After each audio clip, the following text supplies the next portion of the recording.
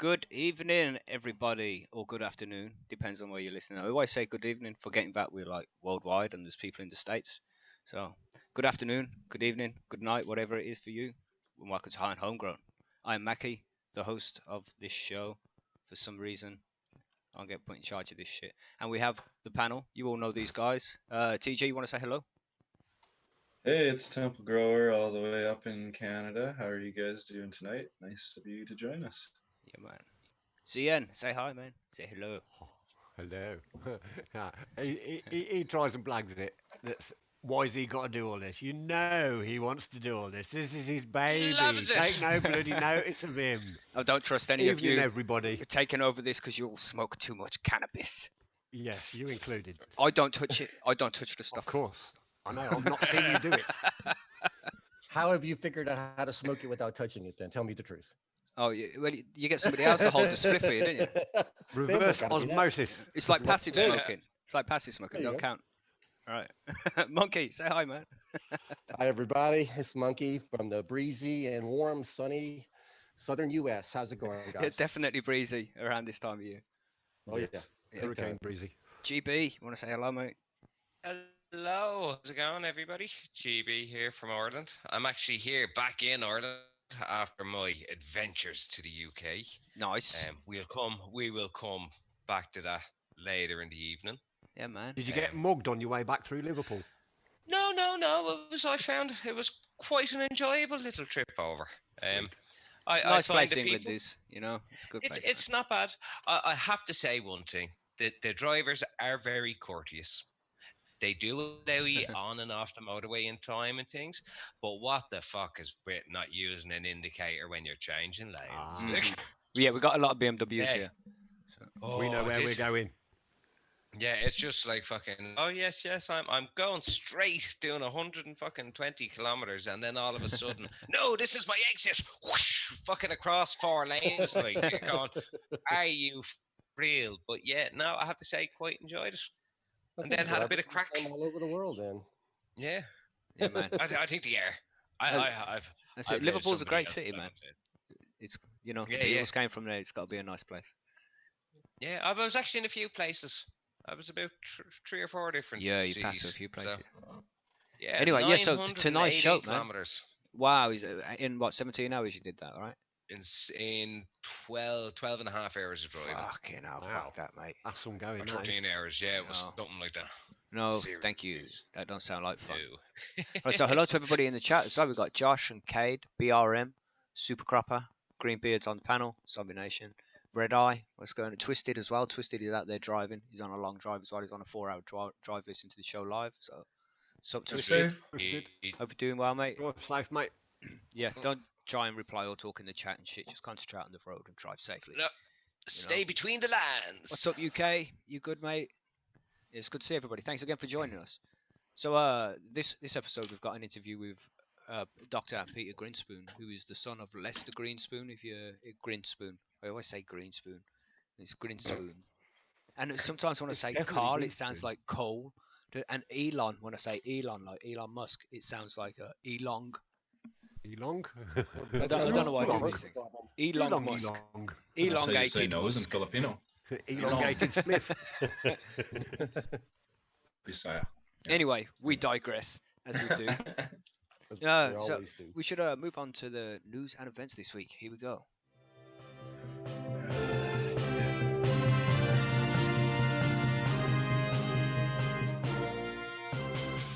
So here we go, the weekly cannabis news. And we've had some interesting stuff going this week, I think. Zian, do you want to start out, mate? Oh yeah, I have to get up and find my news. My news is kind of a forerunner to a guest we have on in a couple of weeks' time. It's the can card or the canna card. The UK is considering medicinal cannabis cards to give to medically needed patients who are taking cannabis for their troubles. It maybe will stop the police arresting them for possession of drugs. It'll be quite good, I think, if it gets there. And I think the idea of it is to, if anybody's caught with weed, because obviously it's been legal in the UK for medicinal uses since November 2018. So there are some people out there who are smoking cannabis legally in this country, and they could Yes. be prosecuted just like anybody else. Yeah. Yeah. So they need And some it's kind of card. I'm surprised that's not already there. so am I actually. I mean, it's a bit of a surprise, That's really, that fucked up. you've Yeah. got two classifications of people: one needing it for medicinal purposes, and the other using it for recreational purposes, and they're both classed as the same kind of people in the Mm. eyes of the law. Yeah. I was reading the article, or I think, well, yeah, I was reading the article about this, and I was thinking it was very similar to Canada's first system, the MMAR that was in place.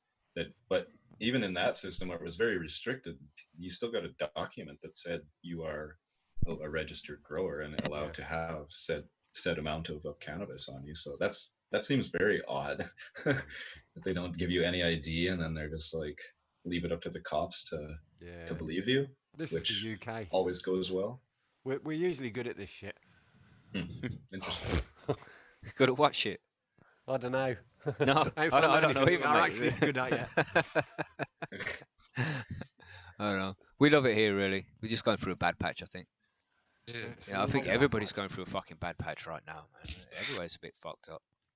And like what's going on in Cali? Somebody got that in news today. I got that right here. Monkey. Let's go for that then, Yeah. Monkey. Let's talk about Cali, man. Well, I mean, California, I don't know how big of a news this is elsewhere in the world, but here in the United States, one of the biggest stories we have are wildfires in the West. And those would be the states of California, Oregon, and Washington. We have more wooded areas, wild areas on fire this year than we've had in a long, long time. And while this is something that it's considered to be normal, nobody likes it, of course, out there. There's other things in play here that fall into the cannabis community, because a lot of the sun-grown open air cannabis is cultivated in these areas, that being Northern California, Oregon, and Washington State. And so, of course, we have farmers that are very concerned about these wildfires blowing across their land and consuming their crops. So they're doing everything they can. If a crop is close to being finished, they'll chop it and try and get it out of there if they can. Some crops are just not far enough along. They can't do that. And some of them, they just don't have enough resources to get it out there. So you leave and you hope and you pray and you do what you can. And for a normal outside observer, you would kind of think, well, that's as far as it goes. And if the fire goes away, you're good to go. But as I was reading these articles in the news, I found out that that's not where it ends, because cannabis is highly susceptible to smoke and ash damage. Plants that are in late flower that get struck with the smoke of a forest fire are going to have a kind of a burnt smell to the bud, and that nobody's going to want that. Nobody's going to want to buy that stuff. I don't know, man. I'll do loads of imagine the ash smokiness. falling on the trichomes, and now you got all Yeah. ash up in your stuff. And so, yeah, even Barbecued being weed. downwind from the fire, we're looking at millions of dollars worth of cannabis being completely destroyed. No market value for this stuff. That's really hard, bad. man. That's really, I mean, it's really bad right now, because the price of sun-grown cannabis has been dropping anyway. And so now these farmers who've been hard hit just trying to stay in the business are going to have to face Mother Nature. It's a shame as well. It's like 2020 has been such a fucked up year for everybody. I was even think it's reading a going to bit go of- down in history this year, Mm-hmm. I was saying that some of these growers are actually like braving the fire, quote unquote, because obviously these are like really small scale growers, a lot of them that have been working on their own special genetics, right? And if that goes up in flames, then they lose all of that. Yeah. And, Fucking hell, man. It's Yeah, I fucking mean, brutal, selection takes years to get through that one pheno that's you're going to finally wage right?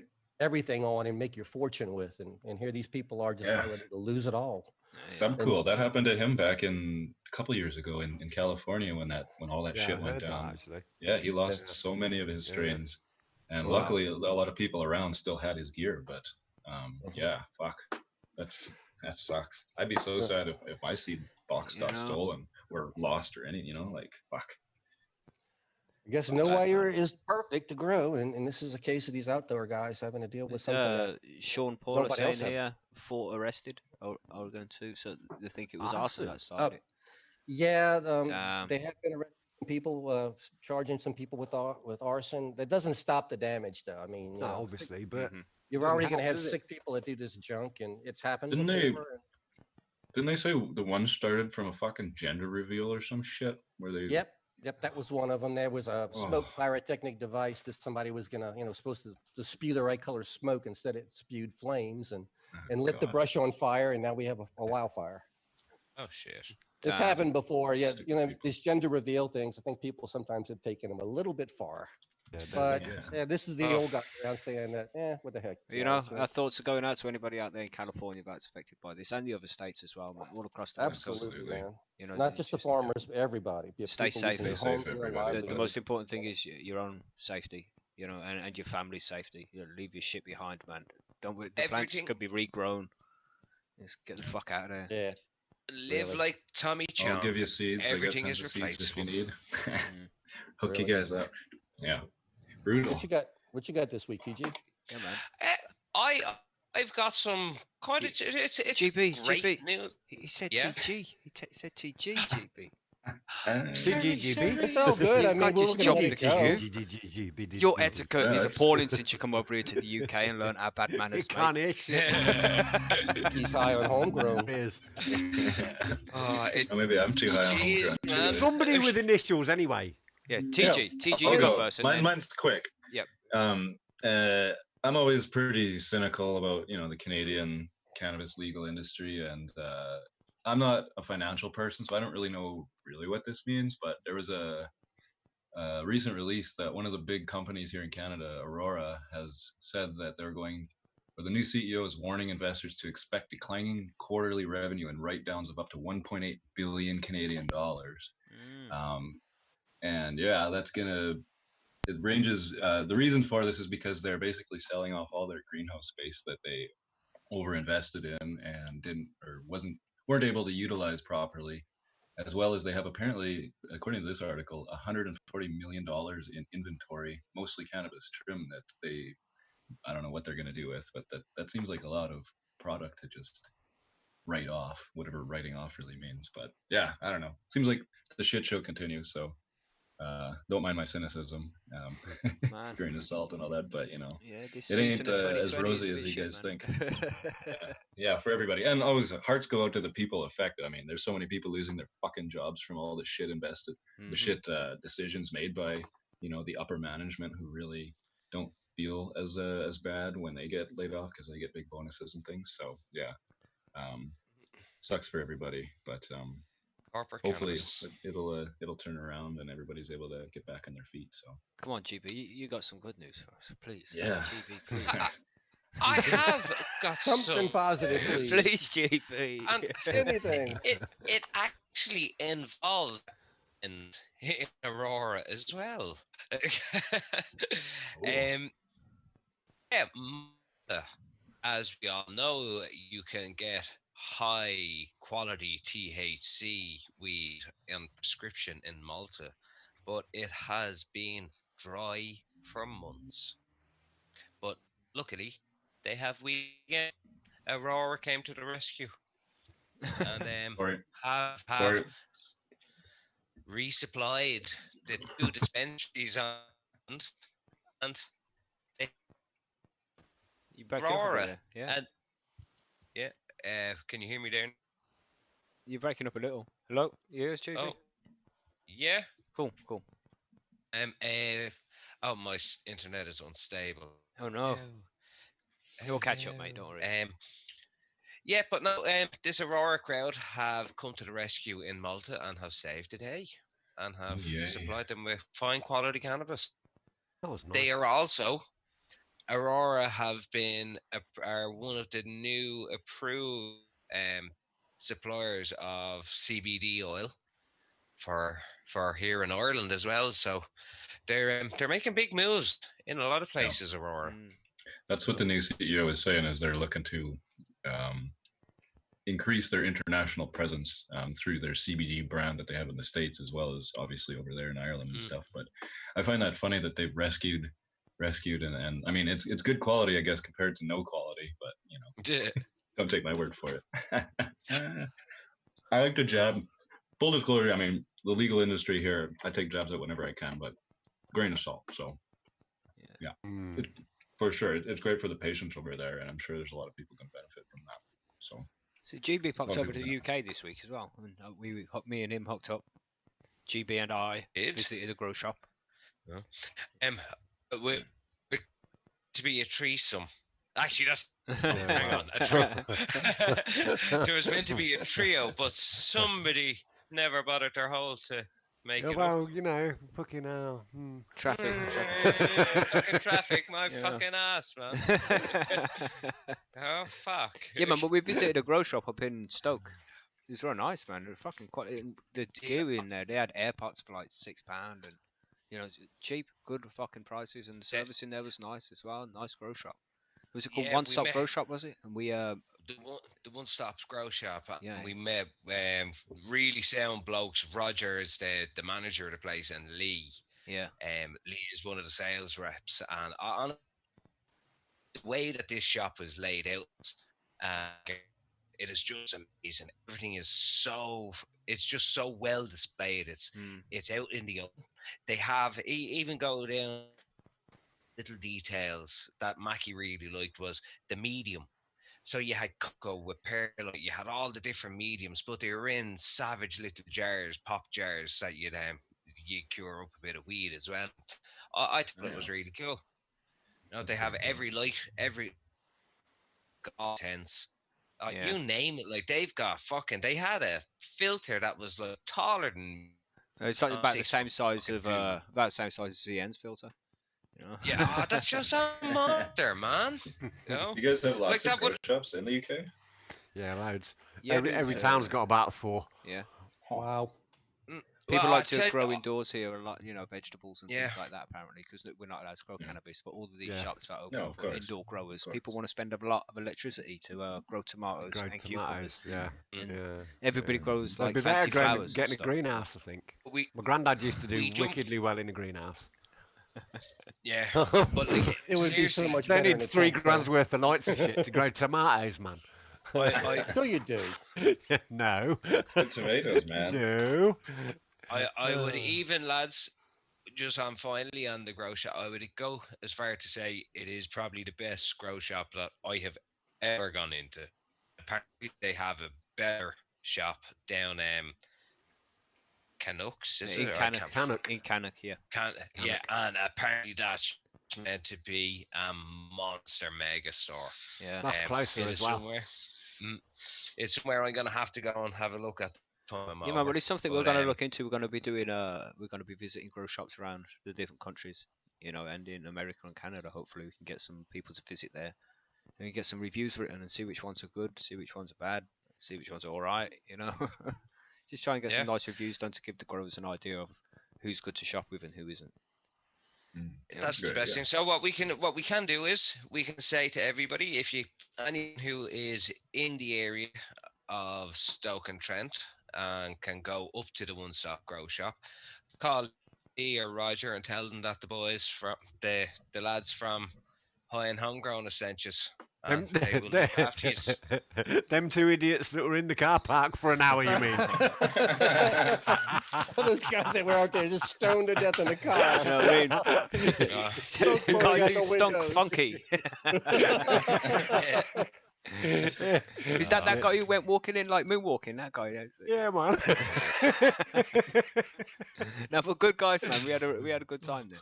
It was nice. We had a good chat with them for about half hour. I thought afterwards we should have recorded that. Would have been a nice interview. But they've got the right principles in mind and shit. I like what they're doing. It's good to see. Yeah. No, it is.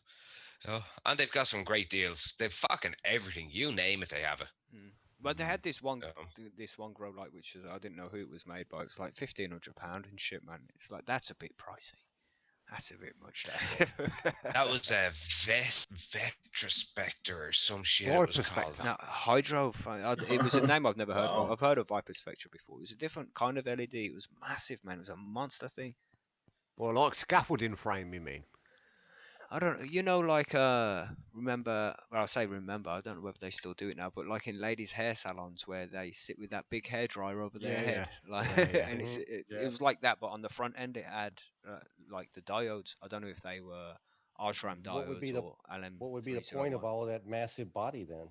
I don't know, maybe it was for cooling fans or something. Yeah, I don't know what. It was a fucking sweet light. They had a couple of it. They had I got it now. It had the snazzy effect. Yeah. Snazzy effect. That's why Very GB had to have a snazzy light. That's for me. Yeah, pretty fucking dear. nice shop. Nice shop. I did enjoy visiting. You know, I'm from a bigger city, so I have been in bigger grow shops before, but the prices are different here as well compared to what they were there. It's a lot cheaper. It'd probably be cheaper for me to drive up there to pick up my shit and come back here. No. You know, Mm. it's crazy, man. Nice. Real nice shop. I should be visiting again. I'm going to check the one out in Cannock. Write a review on these guys. Not me. I'm in Canada. It's Yeah, close. be a long, long drive. So, Yeah. I think that's Need a all the big boat. news and everybody. Is there any forum news you want to run through? Yeah, we got one big piece of news, don't we? Oh, yeah, that's right. Fish, are you there, Nearly Fish? I can see you forgot. in the He's chat there, there. Fish. Yes. Yeah, he's there. been laughing a lot. Unfortunately, Fish, you are a member of a Stoners Forum, and we tend to forget things. But you were supposed to Mikey be forgets member of things. the month this month. So we're going to award you with your bling 13 days late with an announcement that you are the member of the month because you're a legend, and we appreciate it. Member of the next 2 weeks, anyway. For the next 2 weeks. Stretch, man. Remember the 2 weeks. 2 weeks, member of the month. Half time prize. But we decided like 4 weeks ago that you were a member of the month, so it all adds up, right? It's... Yeah, and everybody forgot. Maybe we can let him hold the bling for just a little bit longer. Yeah, You can man. have it for a month and a half. How's that? Woohoo! It's all good. All So there you good. go. This week's cannabis news. If there's anything you want us to bring up on next week's show, then pop over to the forum and let us know. You know, always happy to listen to the audience and what you want. That's why we're doing the grow guide section on terminology and slang, because we've been told that sometimes you use terminology that the new growers don't know. So we're going to break it down and make sure that you understand some of that stuff. But first, we're going to go on to the famous stoners. Here we go. GB, Golf Bravo. That's you. All right, I'll do it phonetically so we can understand. Golf Bravo. It's the phonetic alphabet, isn't it? Golf Bravo, GB. GB. Yeah. Maybe you didn't understand Anyway. that. That's the silence. So it's down to you, man. I did, sorry, but I was a little bit stoned, and I didn't realise it was my spot already, and I'm after being looking at grow lights. Oh my So have I. Right, tonight we are going to talk about somebody who, no doubt, has had to have been a stoner for the vast majority of his life. He has been a washed-up car salesman who decided to try his hand at exploring. Did I mention that he was family, like many of us smokers? Tonight, I give you Chris Farley. Yeah, man. Tommy boy. Tommy Yeah. boy. He's A lived lot of in- you would know him. Especially From the the 80s movie. kids. You know, the 80s kids know Chris Farley is surely. Sorry, I am so off tonight. There is he on the splash. You can see him with a bong. Oh, Yeah, this guy. That guy. Do you Tommy, know Chris he's Farley? been Yeah? Tommy. Yeah. Sorry, GB. Carry on, mate. I think everybody knows Chris. People should know him. He was on Saturday Night Live for years. He's been in so many movies. Beverly he was in Hills Coneheads. Ninja. Yeah. Beverly Hills Yeah. Ninja. Billy Madison. He's the angry bus driver, man. Yeah. Yeah. You know, I never knew he's he was in been Saturday a- Night Live. I've only seen him in the movies. Oh, His yeah. SNL shit's epic. Lives in a van by the Yeah. river. You gotta watch that skit. I'm going to have a look. He has so much, and it was such a tragedy with him because, like, he was in his prime. In my opinion, he was in the prime of his career. It's tragic demise, but we will go back to it. So, Chris was born in Wisconsin, country, and that explains a bit because they say the cheese is no, but his pops was an oil man. He owned his own oil company, and so they had a comfortable upbringing, you could say. And he was Irish American, so he has a bit of Irish in him, so that makes him even cooler now. And he was a Catholic. You're breaking up there, you wouldn't GB. think it, would you? You're breaking up, mate. Your connection is messing around. We have been having trouble with the internet and stuff today. We had no power for like 5 hours. Lame. Good God. Yeah. How did you survive, man? Shitty. I was You know how many asleep. spliffs you can smoke in 5 hours? I Yeah, was that's true. asleep, so it made From absolutely all the no splits. difference. Yeah, it was from all the travel, man. Jeez. But yeah, so yeah, he used to even when on the sets and everything on a Sunday, no matter where he was in the world, he always went to mass. So that was something that I did not know about No him. way. Yeah, you wouldn't expect it, Yeah. would you? Huh. No, you wouldn't. So he always went to church on Sunday, and it was a friend of his called Joel Murray, who is there. But he said that he was one that crowd that he was a really, real good churchgoer. Went to college and he done all right in college from what we know, and then he went to work with his outfit on the oil business, but he knew that was not what he wanted because he needed laughter in his life. So when he joined up with the improv, it was on the very same day that Stephen Colbert started. No So way. a lot of you just know, yeah, like he has worked with some of the best in the industry, and he has been like he's worked with John Cusack, he's worked with Chris Rock. Oh, we'll come to that. Yeah, then after that, then he went on to play or Night Live, where he actually led the panel as well for a good few times. Some of them were a bit too much for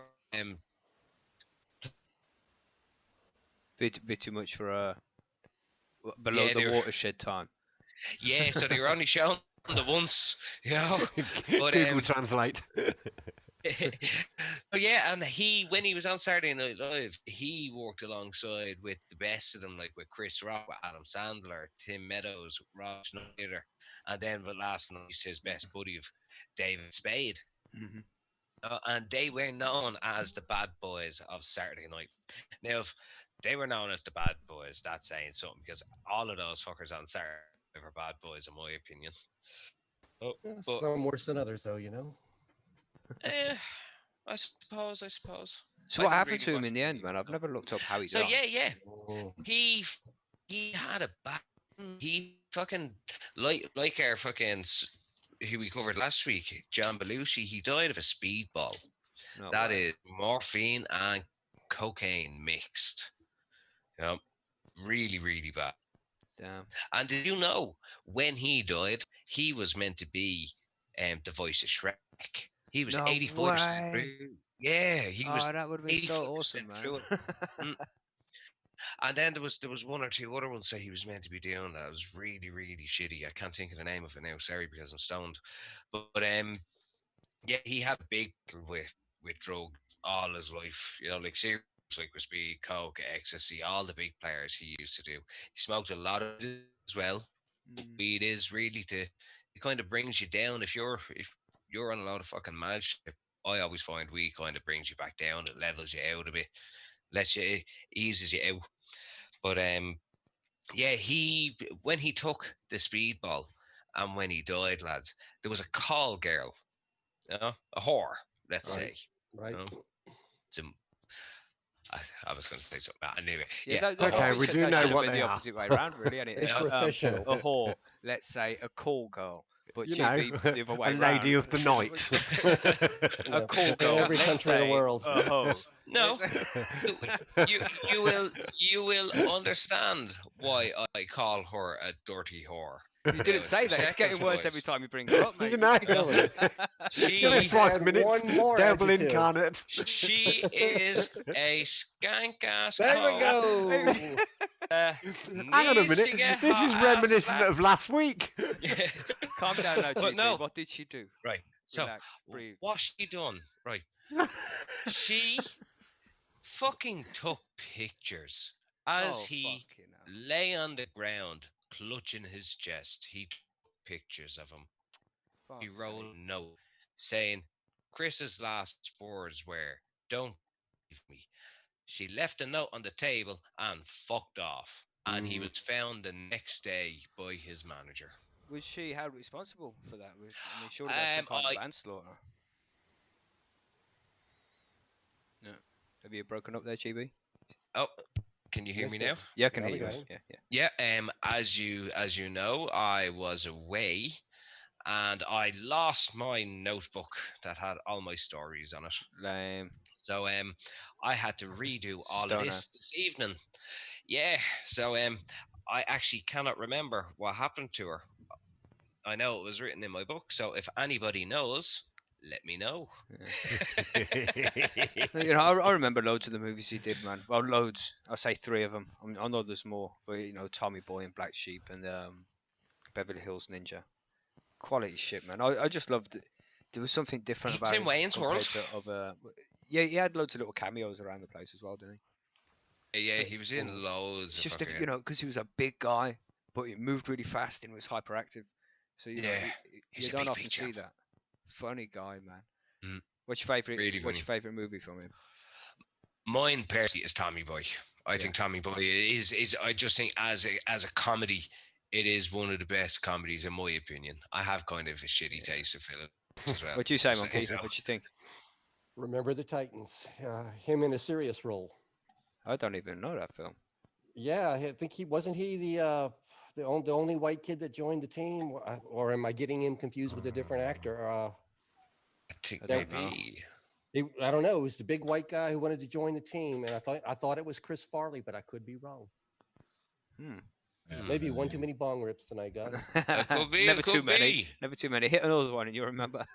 Maybe TG, not what enough. about That's you, the man? problem. What's your favourite Chris Farley movie? I'm going to Google it right now. I'm just googling it here.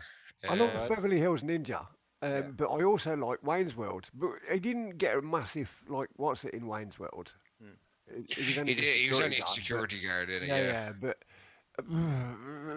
Beverly Hills Ninja. I love that film. It's so funny. What are you saying, TG? What's your favourite, man?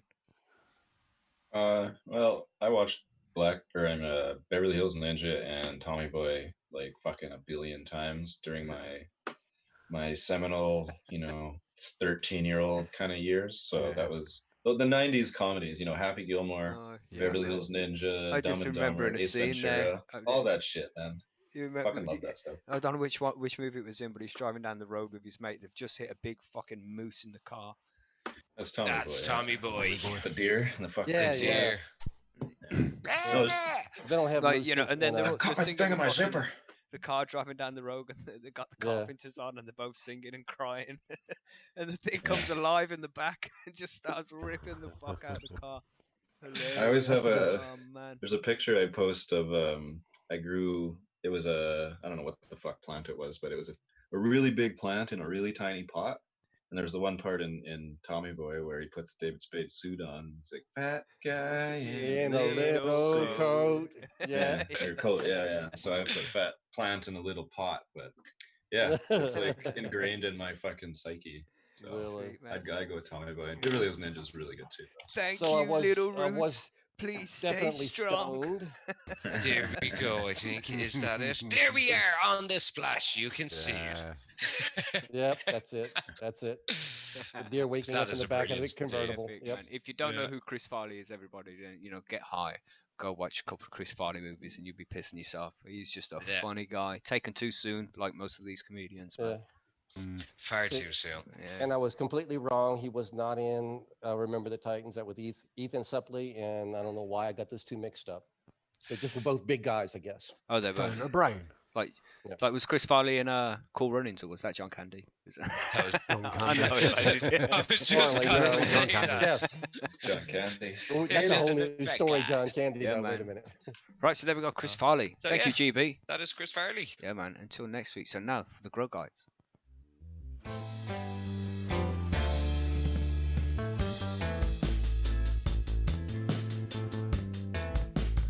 So this week we're going to be focusing on cannabis slang and terminology. So we're going to acronyms like DWC. When we talk about medium, what does medium even mean? Because some people don't know what we consider when we're experienced growers. What we consider as simple stuff. Some people don't even know that, but because they absolutely know nothing about growing. So when we say medium, it's like, what the fuck is medium? So we want to break down all these different things that we talk about, and some different slang terms that we use, so you can understand what we are talking about better. You know, and if you have any questions or you got some acronyms that you're not sure what it stands for, then drop it in the chat and we'll explain what it is for you. You know, there is a whole post on Percy's a cannabis growers dictionary that will take you through A, B, C, D, and it's got a load of stuff on there that'll help explain what like GPW stands for and things like that as well. So we can Yeah, run through and if some it's of not them. on there, let us know. We would like to add Indeed. it because we want to keep it up to date, and we change our terminology constantly. Hmm. Seems like it, at least. So where should we start, man? The most common. Let's explain what medium is to start with. Do you want to take Yeah. that away, Monkey? Yeah, you'll hear it on the forum or any forum really as medium or media, either way, and that's just basically what your roots in. That's all. That's all it means. What you got your roots in. Most of the time, it's going to be soil, but frequently you'll have cocoa or glass. What do you call it? Come on, Fiberglass, guys. yeah. Rock Rock wool, wool. yeah. Sorry, couldn't get that one. Or Clay pellets. anytime you're growing in a water, it's hydro. I mean, so basically the media is what are your roots in? That's all we want to know. What's the roots in and what's the nutrients in, pretty much. That's what your Yeah, well, medium is. nutrients are a little bit different, but yeah, but basically what's affecting your rhizosphere.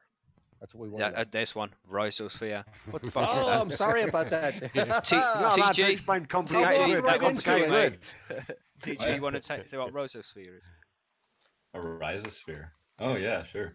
That's just the zone in and around the roots, I guess. So where the effective area and where I guess where all the magic happens, you know, where the microbes are interacting with the roots. Where if you have mycorrhizal fungi, where that exchange happens.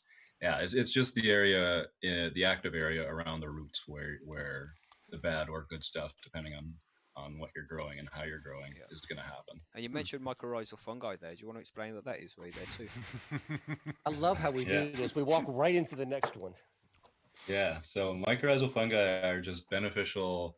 They're a bunch of different kinds of fungus, but they're beneficial fungi that help the roots of plants basically absorb nutrients from the soil, as well as protect the roots from pathogens and viruses and disease and stuff like that. Yeah. And there are two different types. There's ones that surround the roots, basically, called ectomycorrhizal fungi. And then there's the other kind that actually penetrate the roots, called endomycorrhizal fungi. And the two types, I guess, that cannabis growers that are interested in, as far as I know, and according to Jorge Cervantes' Cannabis Encyclopedia, as well as a couple other sources, are Glomus intraradices and Glomus mossiae. So if you're buying any product that has these mycorrhizal fungi in it, make sure you have those two species, because most of them have a whole bunch of different ones. But to my knowledge, those are the ones that affect cannabis Okay. in a beneficial way. That got deep fast. Let's go back. Right. So far back, what he used right there in the beginning of his he used the word nutrient. GB, you want to explain what nutrient? nutrients are?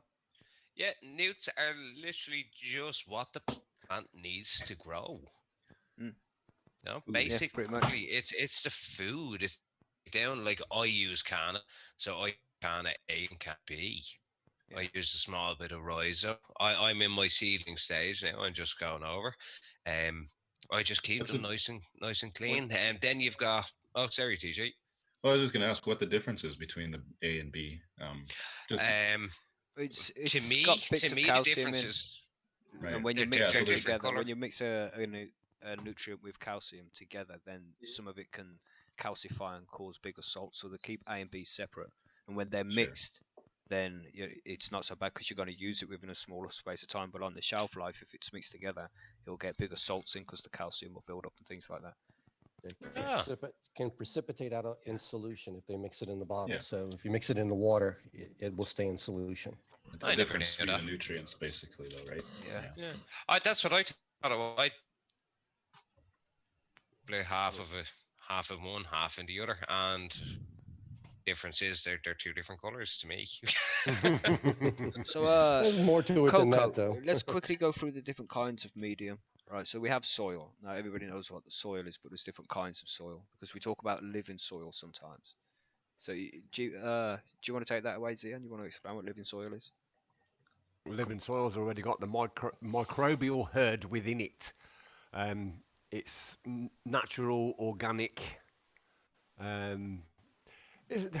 there seems to be a bit of a thing between whether this is actually living soil or that is actually living soil. Um, but generally, it's the purest form of organic. Yeah, pretty much. Yeah, man. So what was he talking about? Soil, right? Because then you've got your soil that comes in a bag as well, which is just your standard soil, which you're gonna get from any garden store, you know, Well, garden in centre. terms of that, I mean, Sohum, which I've just recently tried, that's classed as living soil as well. Yeah, but you can only recently buy that stuff in a bag, really. Otherwise, you're looking at standard soil, Yeah, which you get out bag, standard which has soil. got salt-based nutrients, as far as I know. Yes. You know, and that's That's another one we Majority of mention it a lot: has. salt-based nutrients. dirt. But we'll come I back quite to like the soil. salt-based nutrients. Then we've got cocoa. We talk about cocoa a lot. You know, so cocoa is nutrient a medium, which we've already explained, where your plant roots are going to sit and where the nutrients in the water is going to be out. And but cocoa comes with no nutrients in it. It's made from the outside husk of coconut.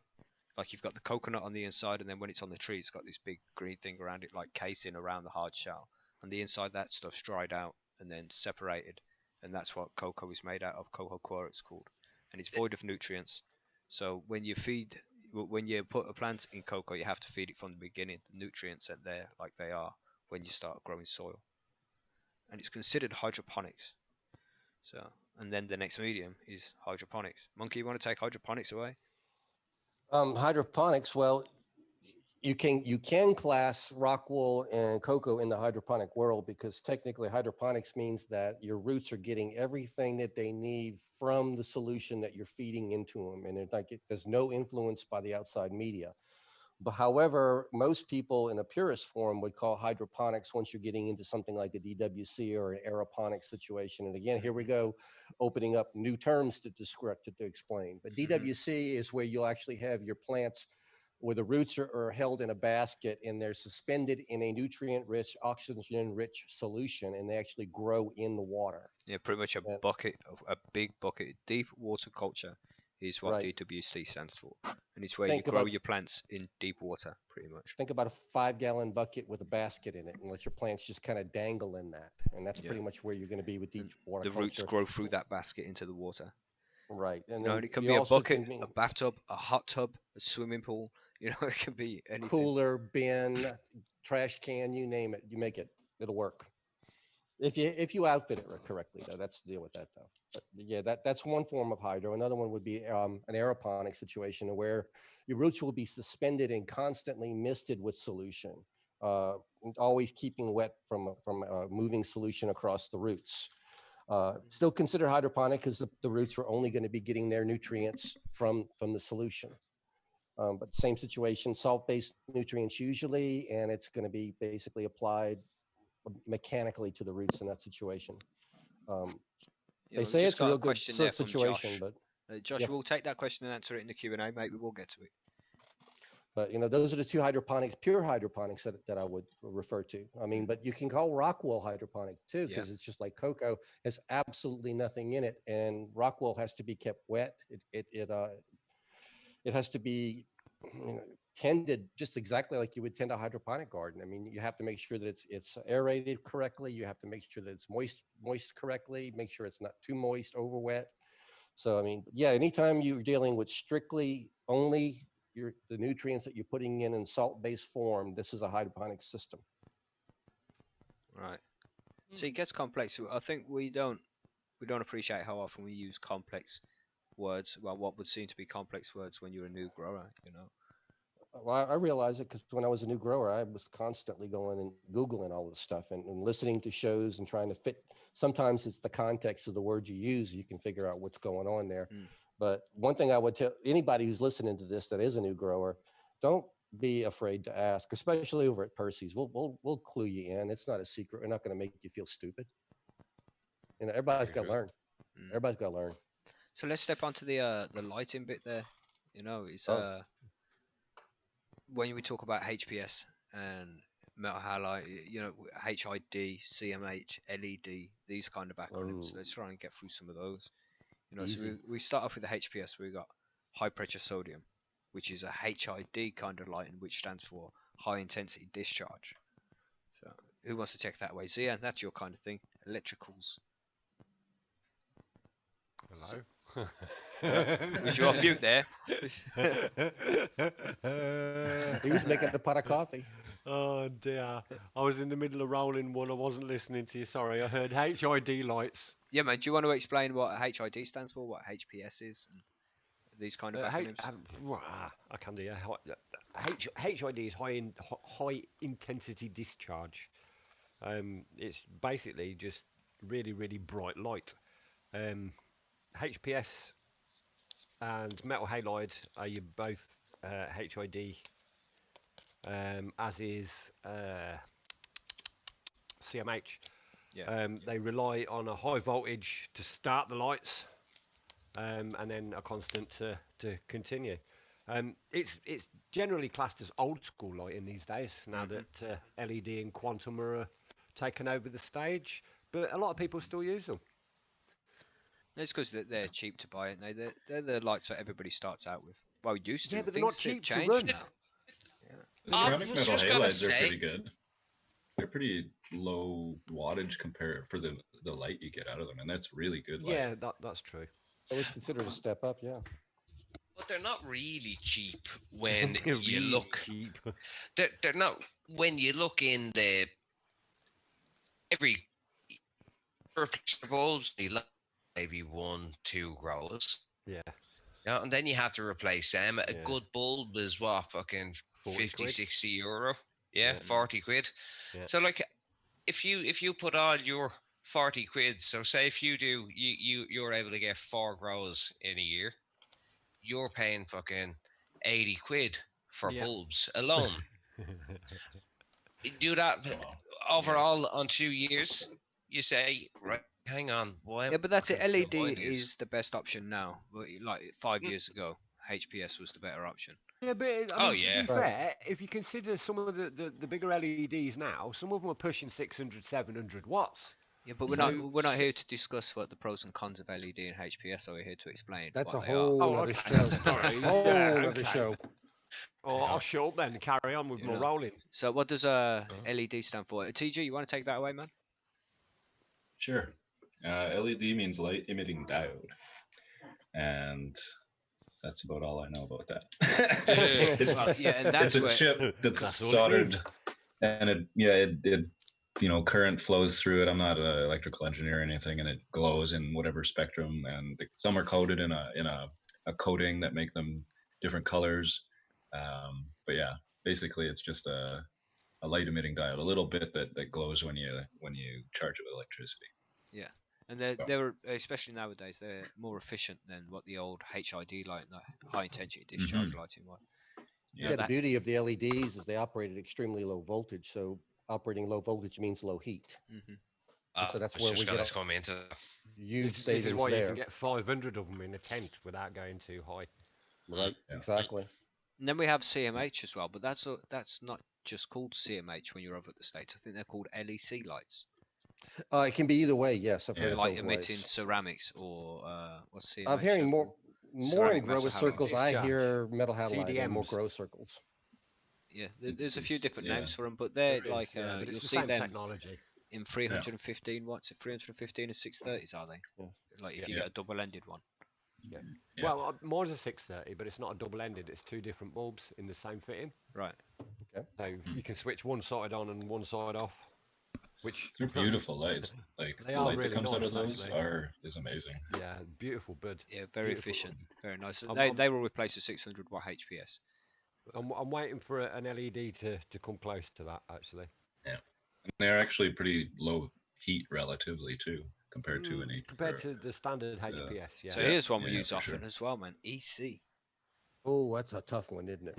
EC.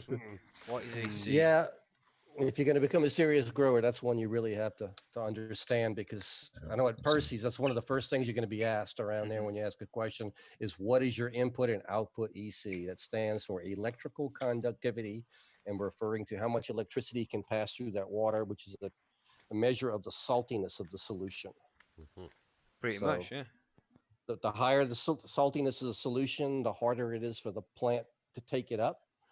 However, it's kind of a balancing act because the plants need some, so you need to make sure you have just enough. But EC stands for electrical conductivity. And there's also TDS and ppm, which are essentially the same thing. It's just a different way of measuring it.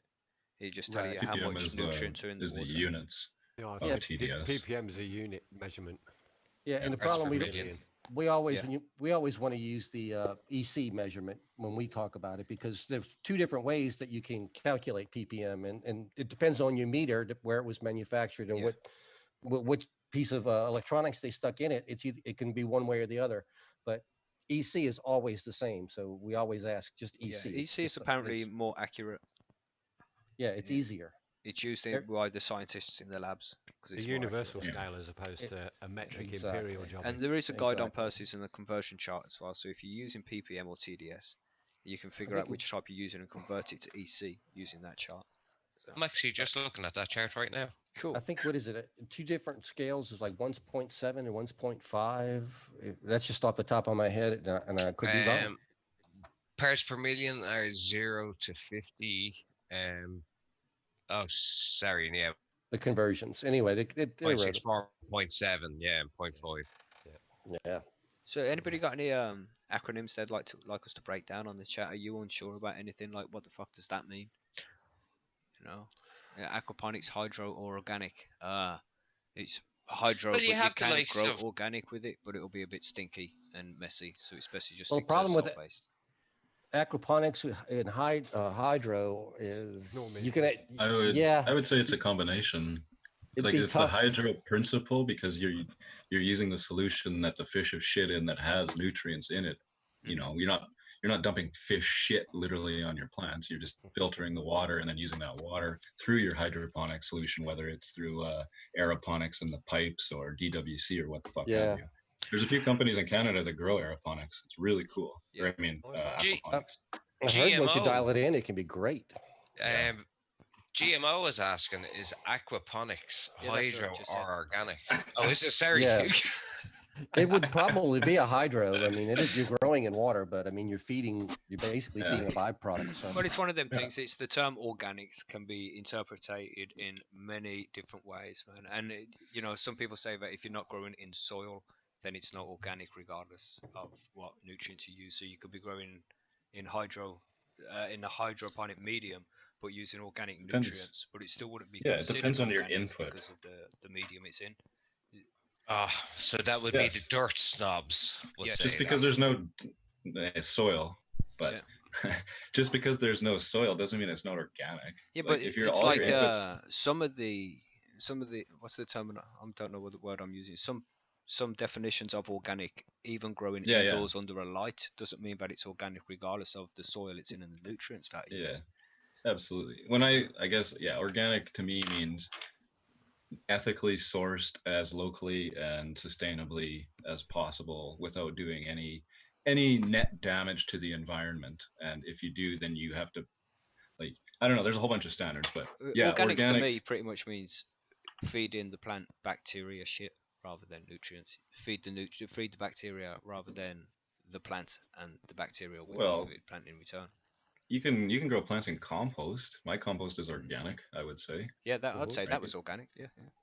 So, but it's, it has all the nutrients there. And I know there's microbial activity there too, but it's like, That's it. The thing is I with when you're growing hydroponics, well, when you're growing organics, you need microbes. You know, it helps the food get broken down and make your plants available. And if you're growing in hydroponics, it's not easy for bacteria to live happily. That's why I think cocoa is such a nice, happy medium in the middle. It's just perfect. And So, what other acronyms can we think of here? you have the likes of scrogs. Scrog, You have a yeah. scrog. Yeah, difference between scrog lollipop and sog. Right, who wants to but take you have that the away? sea of green. You have a sea of green, which is just lots of little. And then your scrog is can have one or two plants where you stick down a nice net, trim it out, let it grow out, so it has a nice even canopy straight as a nice flat canopy, opposed to the plant growing up in its natural form where it's just a big bushy beast. So Anyone Spartan's else just have a popped in. better It explanation? says you can grow organically or synthetically in aquaponics. Yeah, But I think what It's you just mean all is about your you can input. use organic or synthetic nutrients in aquaponics. That's There the you go. difference. Answer Bob's question. Where's Bob? If composting food that's not organic is in the soil, is the soil organic? No, I wouldn't say so. It needs to be natural shit, naturally Well, broken down. Well, actually, No. TG, what would you think, man? I mean, Yeah, fuck yeah. I buy oranges from fucking California all the time That's what that I'm aren't saying. organic, and those Mhm. peels oh go right, into my right, yeah. compost and they come out fucking organic as shit.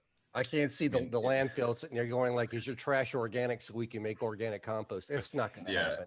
but that's a really good like question for the reason that that's how fucking confusing organic is. Yeah, It that's means it. so Right. much different shit to like, and yeah, so like I But really that personally don't like to use organic when I describe things like. that would be kind of super fucking organic, but wouldn't it if you were only making organic composting from Well, It's like it's from it is organic or fucking it or it's isn't, I not. think. It's Yeah. organic or it's not. It's, Yeah. But yous are just fucking saying there now that if it's normal fucking trash that wasn't organically grown, if it was put in, it's okay to call it organic when it's fucking inorganic soil. So come on, boys, yeah. make excellent up your question, mind. Fuck Bob. knows, man. I don't even Oh, know, no. mate. I don't even know. I compost fucking newspaper. I'm sure that's not organic, but this compost, I guarantee you, is some of the best compost anyone's ever fucking seen. So, yeah. yeah, Well, I mean, I I've don't had know, people man. ask me, "Is Epsom salt or sulfur organic?" And to me, I would have to say yes. That's But a very good question. Sulfate of potash, right? no, That's no, I'm talking about mined. pure I sulfur. know. Is yeah. I mean, it's organic. It comes from the earth. Yeah. If you can just mine it like that, is that organic? Because you're not processing it. Yeah. You're No, not using petrochemicals, or you're not. You don't have a carbon footprint no. necessarily. If you I'm get it from a proper source, right? It's mine down here. I mean, basically, what you Yeah. do is you inject super hot water down into the earth, and it comes back with the molten sulfur with it, and that's all it's done. And Yeah. It's called beyond that, solution mining, man. Like yeah, we exactly. Saskatchewan Mr. is Geologist, the yeah, biggest fucking producer, well, one of the biggest producers of potash in the world. Like we have mines that are so big, and they mine all the stuff. yeah, They get potassium, and then they get sulfur out yeah, of that because they process that. So then it is a big question whether or not, where does it stop becoming organic, even though like I could literally go out and dig this shit.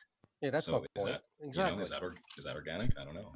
Yeah. No, it's just some The gray EU area. regulation saying that it has to be grown outdoors in a particular kind of soil with this Yeah, particular yeah, kind of nutrients. Fuck knows, man. I don't think it that's goes right. that far. I think growing in living soil without using salt-based nutrients is organic.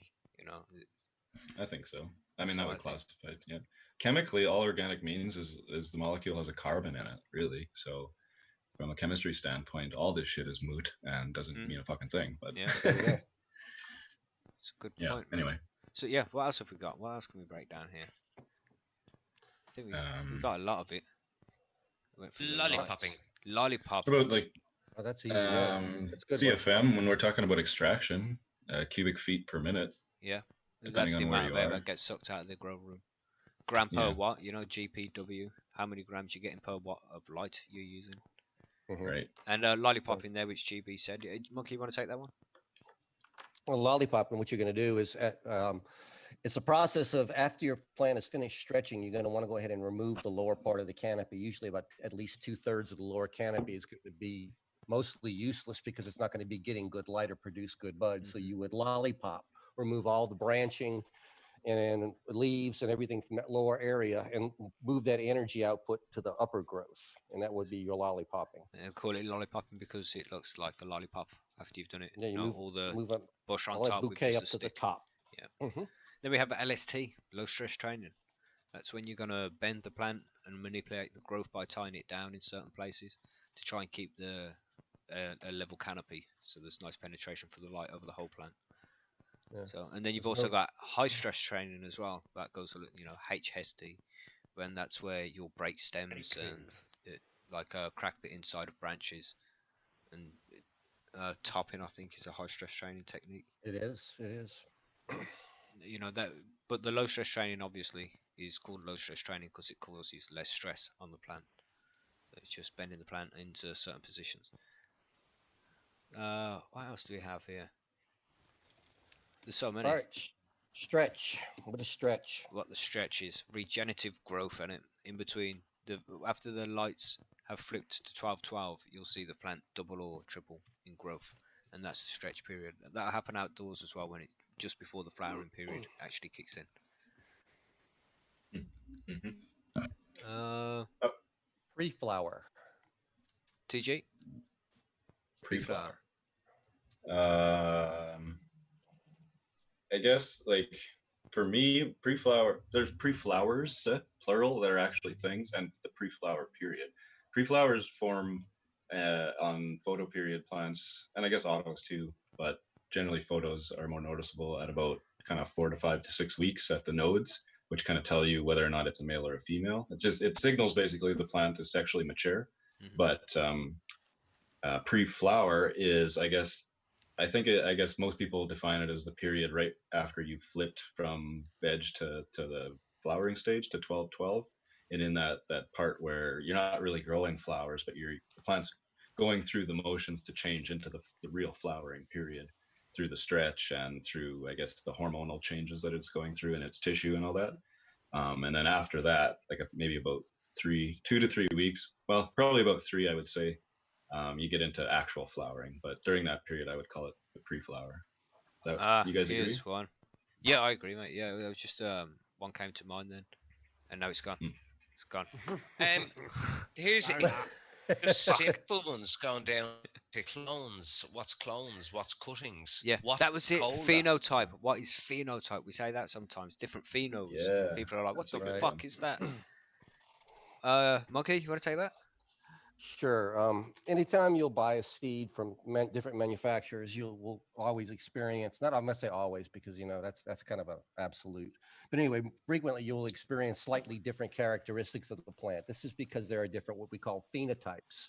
The plant has mostly the same genes in it with a few differences. Mom and mom, or mom and dad, however this plant was created, gave this particular plant, after it's been crossed and recrossed, mostly a homogeneous characteristic, but these few little outlying characteristics will create different phenotypes. And that's the best way I can explain it. Yeah, Pretty much just It's the a- slight differences in between seeds of the same strain. Exactly. it's Never- essentially the reason that you and your brother look different, but you're genetically basically the exact same, but not the same. Obviously, Same it's different family. physical expressions of the genetics. The genotype is the other one, and that's the difference of the genetics when you look into the actual genetics. But yeah, that was good. I never knew that there was lesbian seeds or What do you lesbian mean? plants. You mean Well, that's what female I'm and saying. female? That's how to make feminized seeds. It's feminized seeds, yeah. Is how they do? Okay, well that's fucking new. You see, I'm looking at Lesbian seeds. Comes on to learn things as well. JB. Again with this. Oh my gosh. You're looking your age, JB. Lads, I'm very tired still. I'm kind of going in and out of the conversation. I do apologize. I'm very, That's all very good. It bad takes a few today. days to recover from the journey you've been doing, man. Yeah, that fucking. Maybe it's that cheese, man. Boys. It Yeah, could be the it's that cheese cheese. because I'm smoking the cheese now. Mhm. So anything else, lads? I think we can call it a day there. I don't think Let's there's call. anything What else. about let's flip? Oh yeah, flip. Yeah. Zian, you want to take that away? Flip is the period when you've decided you want to turn your photo period plants into flower.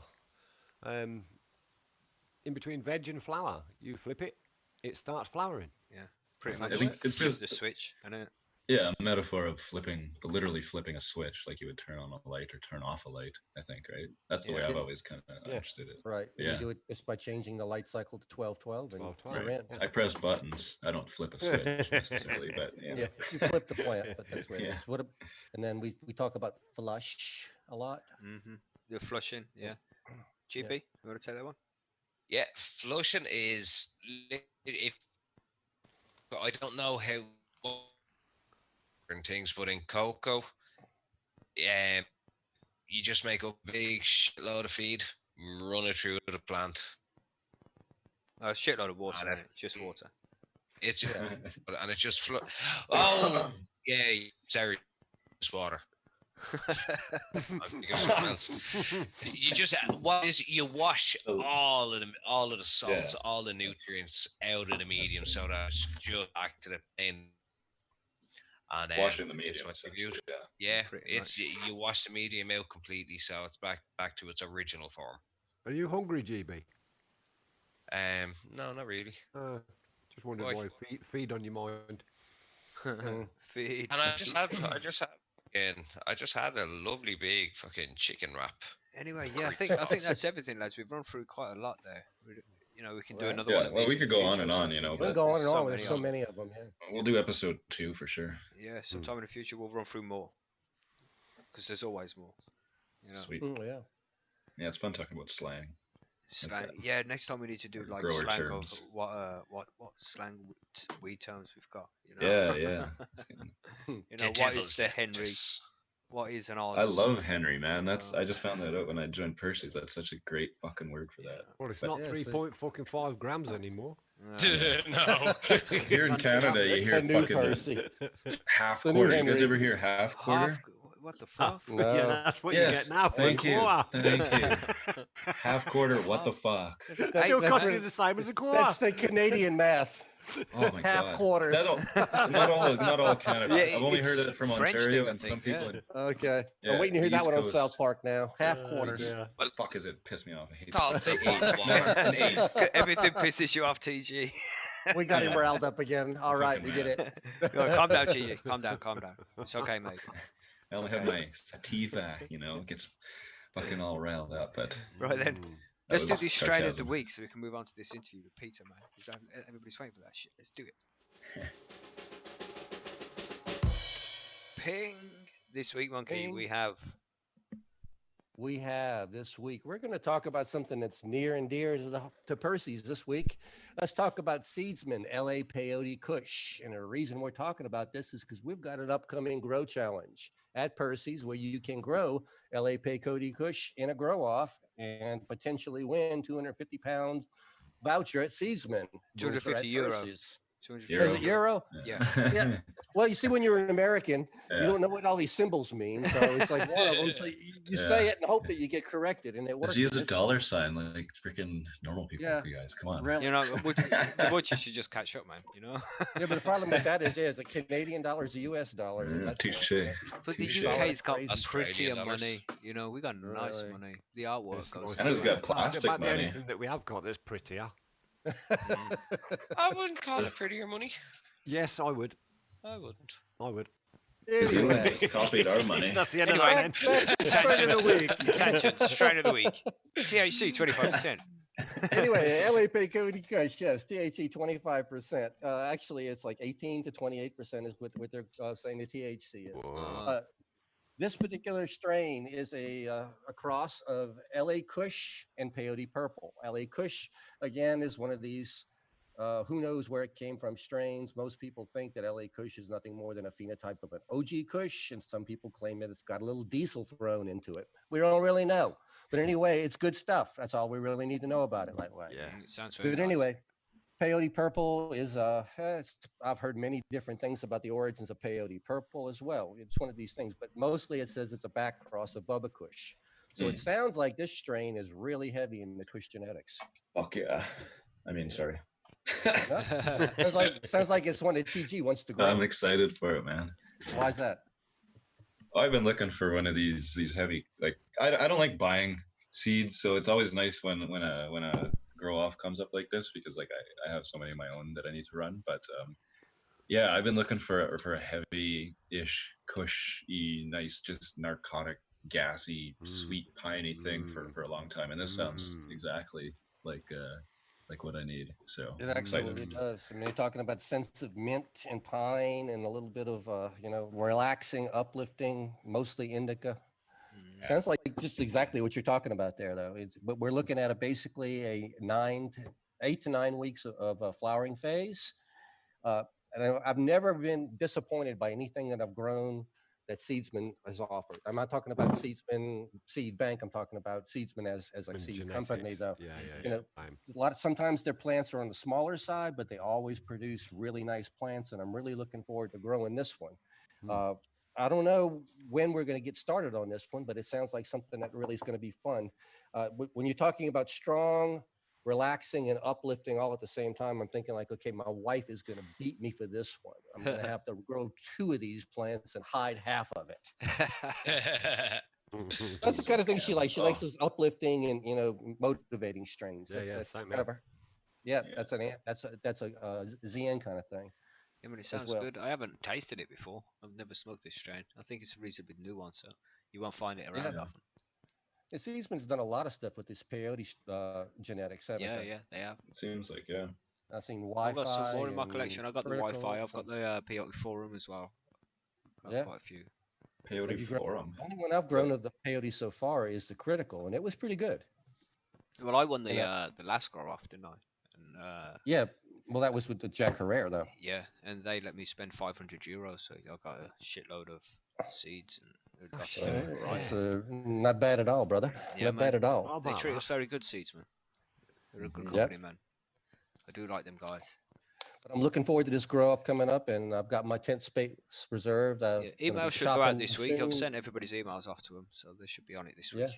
And if you're if Percy's member with at least 100 posts, you can join us in the grow off. Get over to the forum and sign up Yeah. now, and Yeah. we'll all grow together. This will be a lot of More fun. the merrier, man. It's More a the good merrier time. is right. Yeah. Good I times. have an extra tent that I have just purchased that Sweet. is going to be purely for this grow off. Sweet. Sounds like fun. Yeah, I'm looking forward to it. Nice. Man. hmm Well, that's what you told yourself anyway, purely for this grow off. Yeah, well, it's not pure. Well, it's initially for this grow off. That's the better word, yes. Yeah, initially. And obviously will be taken down straight away once finished. Right, so there we go. That's Maybe not. LA Peyote Kush. Peyote Kush companies. Percy's sign up for the grow off if you're a member, and we'll grow it together. Yeah, and don't forget to come out and come check the unconventional grow off as well. We've got a few funny containers. People are starting to Yeah. Quite interesting entries there. Yeah. And there's going to be some more interesting ones coming too. Oh, okay. Had some Something I don't inboxes. know about. That's a bit fringe. I'm like, oh, you know what I'm talking about. I think he'll be listening. I'm looking forward to it. I'm looking forward to it. Wooly there. He's he knows what I'm talking about. Oh, he's got something coming. Okay. Yeah, we need to discuss it after the show to see if it's allowed. Don't put it up yet, Wooly. He's savage. All right. Well, right then. if it's any worse than what my one is, Well, mate, believe it or not, it pretty much is. You know. Well, Sweet. I'm ready to hear about this one. Yeah, man, it's Later, a fun one. later on. Let's hold everybody in suspense. You know. Let's do that. Okay, for the interview, here we go.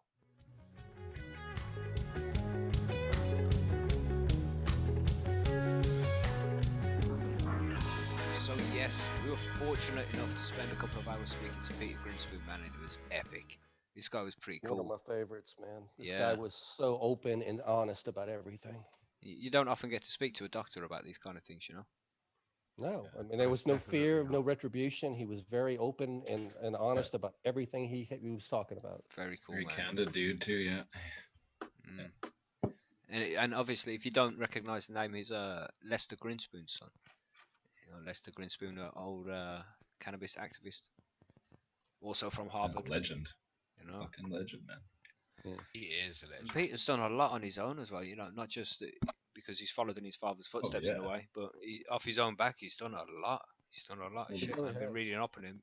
You know, Yeah. he's done so much. There's not a lot of physicians like that are so upfront, you know, because it's still like we've talked about in previous episodes, kind of a risk in that profession to come out and be pro weed. So yeah, no, it's amazing. Love talking to that guy. Yeah, Yeah, and when he talks hopefully about we'll get him on interview again. stuff he One day I went want to through. see if we can get him on as a panel member. That'd be fun. Get him on live for the show. But obviously, Yeah. being a doctor, he's going to be very busy. I don't know if he could spare 2 True. hours sometime, but maybe he could. You know, and that's Yeah. another thing which we meant to bring up. Sorry, just quickly. Do you think we should move the show forward an hour? So instead of like 10 p.m. UK time or whatever time the show starts for you, bring it forward an hour early. So it starts an hour earlier. Just let us know in the comments. Would it be better for you? Because we don't mind either way. We can stay doing this, or we can go to 9 o'clock. Whatever's best for you. Let us know, and we'll It's move forward an with it. hour. It's an hour forward, not an hour back, people. So just take that in Hour mind. earlier. Yeah. Hour earlier. Hour, Yeah. Yeah. Yeah. Yeah, well, Cool. well, whichever direction, an hour earlier. Right, Yes. forward or back, whichever way your clock goes. Easier just saying an hour earlier. We're done. You know, so instead of 10, it'll be 9. Let us know what you think. Right. So here we go. Yes. We'll move Yeah. on with this interview, man, because it's pretty fucking cool. I enjoyed this one a lot. You know, it's only it's 30 minutes long, 35 minutes long instead of the whole 2 hours. I obviously had to trim it down because I can't fit it all in. But hopefully in the future we'll release some of these interviews in full. So we'll see about that in the future. But here we go, Dr. Peter Grinspoon.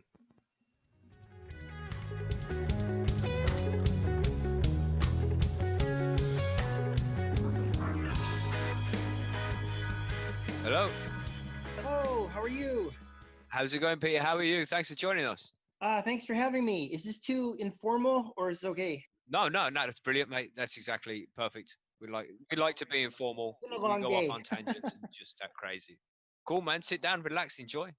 We just talk about weed and stuff. How are you guys today? Yeah, I'm good. We'll introduce ourselves. I'm Mackie, and we have Monkey. I'll go Hey. down the list. Yeah. How's it going, Peter? I'm Good. in the southern U.S. Oh, cool. Yeah. We have Temple Grower. Hey, Peter, I'm up in Canada. Nice to have Oh, you on cool. You guys are from all over the place. Yeah. Yeah, and Zombie Nation as well. We have. Yeah, another hi Peter, UK here. Oh, So cool. 2 of us UK and one missing from Ireland. So, how are you, Peter? Good. Yeah, everything good. You know, I'm a primary care doctor, and you know, I work in an inner city clinic, and you know, we're just sort of getting hammered by COVID, so it's a Sure. little bit Mm. stressful, but otherwise, I'm good. Have you seen there's been a lot of patients coming into the clinic? with Yeah, COVID? we're in a valley, but you know, we got hammered in April and May. It was unbelievable. Really? Yeah. There's a A kind lot of of positive cases as well. Yeah, tons. Like it was Wow. absolutely nuts. So, but Is there Wow. any sign of improvement now with that? yeah, now it's fine. Now it's really low, but we're just wondering what's going to happen Good. in the fall with flu season. Sure. So, You and me both. You and me both. yeah, What do you think, as a doctor, do you think it's going to come back for a second wave? yeah, it's definitely going to come back for a second wave. We just have to. Oh. Hopefully, we'll have like a better government, you know, in pretty soon that actually Mhm. believes in it and Sure. follows science, so that we Yes. can Thank you. get a Thank you. handle on it. You know, it's just been like totally nuts here. It's like a dystopian science fiction novel. What's been going on in the United States? It's really Definitely. bizarre. Yeah, we have Americans sitting there arguing whether or not we need to be safe or not. Yeah. Yeah, no, it's really bizarre. Like you can't make this shit up. You just can't. It's impossible. No, Like a sci-fi no. movie gone wrong. Yeah, seriously. Like if you presented what's happening here to like a editor, like a literary agent, they'd be like, "Nah, that's too Not implausible. happening. No one." Yeah. Yeah, absolutely. it We're doesn't not going to work. make that movie. Crazy TV host is president. Then there's a pandemic. Yeah, like no one would even buy it as a trashy novel because it's so implausible. So it's, Especially if you said the actor was Donald Trump. You know? Exactly. it's just Yeah. so bizarre what's happening. So, anyways, we're all doing our best and you know hoping for the best. Well, thank you for doing everything you are doing for us. Absolutely. Oh yeah, thanks for saying that. Unsung heroes, man. Well, cannabis is my Indeed. true passion. So, but you know, we all have to do our share with the other stuff. You know. Of course. So cannabis has been in your life for a long period of time, right? Because obviously your dad was an advocate for it.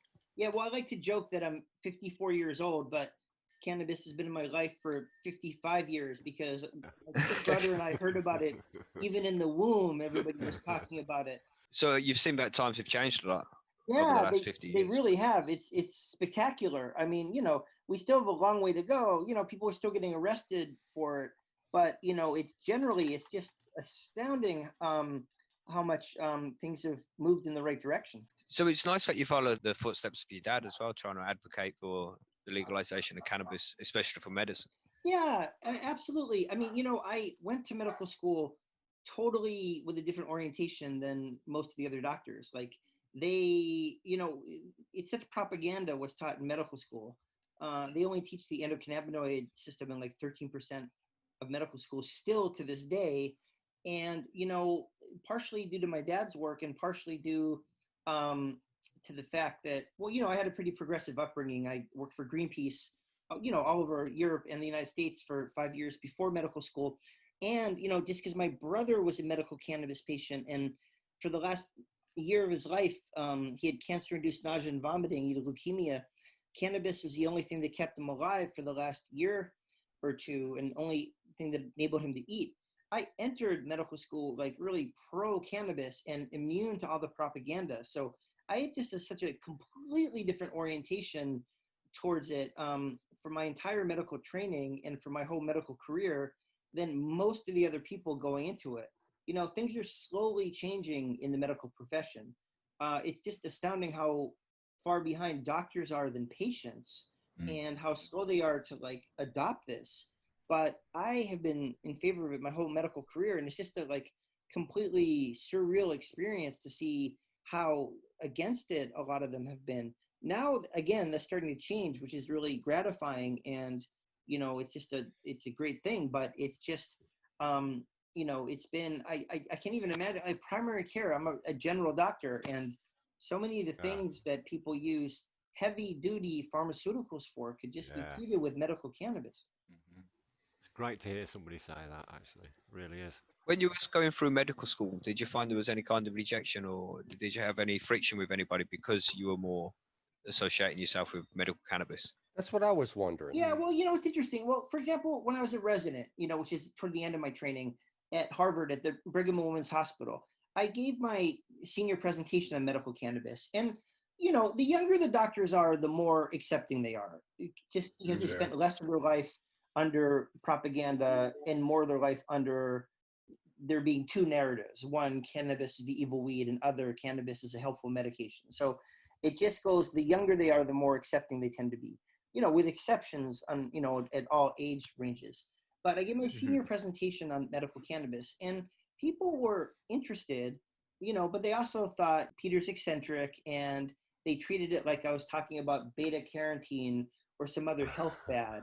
You know, it was like an interesting health fad that might have something to it, but I was treating it as like this, like fundamentally this revolution in medicine that's gonna keep going and going. And you know, I just was a little disappointed. You know, they were polite and respectful, and you know, it's fun now. 20 years later, they're like, you know, referring patients to me and asking me to see patients. So they're coming around definitely, but at the time, you know, no one was really like nasty or, you know, some people were like dismissive and said they really didn't agree, but everybody's very collegial. Now the psychiatrists and the addiction psychiatrists are the ones that are really against it. I'm in medicine, and the medicine doctors are less against it. You know, for example, the oncologists are all on board with it because all their patients use it and benefit from it. So it depends a little bit what specialty you're in. And I'm in a sort of a generalist, as a generalist, like I think the other doctors have enough patients that use it beneficially, so that they know that not to be completely against it. But you know, again, the addiction psychiatrists and the addiction specialists, quote unquote, and the psychiatrists tend to be like really against it, and they're just much slower than the rest of the doctors to come along, in my experience. Now, we're speaking about addiction. You've suffered with addiction yourself, right? Yeah, opiate addiction. I'm like 13 years in recovery now, something like that. Awesome, man. Did you use cannabis to help you with your recovery? Yeah, I did. It really helped me with the withdrawal symptoms. I mean, I think cannabis has a huge role to play in the opiate crisis, which is sort of a, you know, 2-minute TED talk I give. But in my case, I found it really helpful for chronic pain and for migraines and stuff like that. So it can really, it can lessen the amount of opiates you use with patients. But in my case, when I was withdrawing from opiates, they give you these medications like clonidine, and now there's a new medication which is like fancy clonidine that they charge more for, that does the same thing, you know, which is what pharma does. They just come out with like a fancier permutation of the same thing and say, hey, this is brand new, and charge 10 times as much. But really, cannabis, in my experience, is by far the best medication for withdrawal symptoms. So I found it really helpful in that sense. And, you know, that's not a small thing. When you're withdrawing from opiates, you feel like you're going to die, and you don't actually mind if you do. I mean, it's awful. You know, you're like shaking, you're jumpy, your stomach's cramping, you're nauseous, you're anxious. Sounds like living hell. Yeah, it's awful. And cannabis is exactly these are all actually the symptoms that cannabis like acutely alleviates. So if it can help you get over those 2 weeks, those are when you're at like extremely high risk of relapse. So I think in that and in several other ways, it has a really big role to play in treating opiate addiction as an adjunct. We don't recommend it, or at least I don't, as instead of, buprenorphine or methadone, just because, methadone and buprenorphine have been proven to lower overdoses and deaths. And cannabis hasn't been studied and shown to do that. There are so many anecdotal stories of people that I believe that it will be shown to do that. But just because the data isn't there, I tend to view cannabis as an adjunct. Use it with those for withdrawal symptoms and for chronic pain. Right. What do you think is holding back all the studies? Well, first of all, who has an interest in studying it? Who's going to fund it? It's illegal in the U.S. to study it because it's Schedule 1. The people who sell buprenorphine have an interest in studying buprenorphine. The drug companies are where a lot of the funding comes from. And then a lot of the non-drug company funding is just very difficult, at least in the US, because it's illegal. So because it's Schedule 1 controlled substance, I think ultimately the studies will come, but the combination of the fact that anybody can grow it in their backyard, so there's no pharmaceutical backing, and the fact that it's Schedule 1 controlled substance makes it very difficult to study. I think the studies will get there. And again, there's so much anecdotal evidence, but it's just really hard in this one particular instance to recommend something that hasn't definitively been shown to prevent death when there are other medications that have. But as an adjunct, I feel very comfortable recommending it. Instead of opiates for chronic pain, to transition people off opiates for chronic pain, instead of all this other crap we use for chronic pain, like ibuprofen and all the non-steroidals that give you ulcers. Gabapentin. Yep, kill your kidneys. Gabapentin is like a top 10 selling medication in the United States, and it doesn't really do anything but make you brain dead and want to fall asleep. Yeah. So there's so much con artistry in the whole pharma industry. And I think cannabis really fills in a lot of the gaps. I mean, it's really interesting. In Colorado, when they legalized recreational cannabis, and one of my theories is that the line between recreational and medical cannabis is somewhat of a false dichotomy. When they legalized recreational cannabis, the prescriptions across the board started dropping, not just for pain medications. And I think people were using it instead of Viagra. They were using it instead of a muscle relaxant.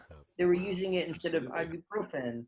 They were using antidepressants. Right, exactly, instead of their sleep medication. So I think people really do use it. And, you wonder why pharma is one of the 3 big contributors to the anti side of all these legalization initiatives we have state by state. The other 2 big contributors are, number 1 is law enforcement, because they make a killing, and the other one is private prisons. Private prisons, good for it.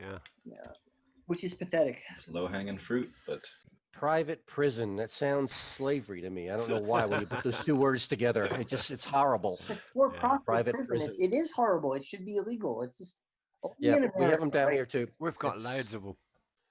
Now with the cannabis industry the way it is, I mean, right now, if you prescribe cannabis to a patient, you basically are sending them to a dispensary to get what they need. Is that correct? Yeah, and that is a cognitive shift for doctors, because say you're my patient and I give you a blood pressure medication. I'm giving you 10 milligrams of lisinopril.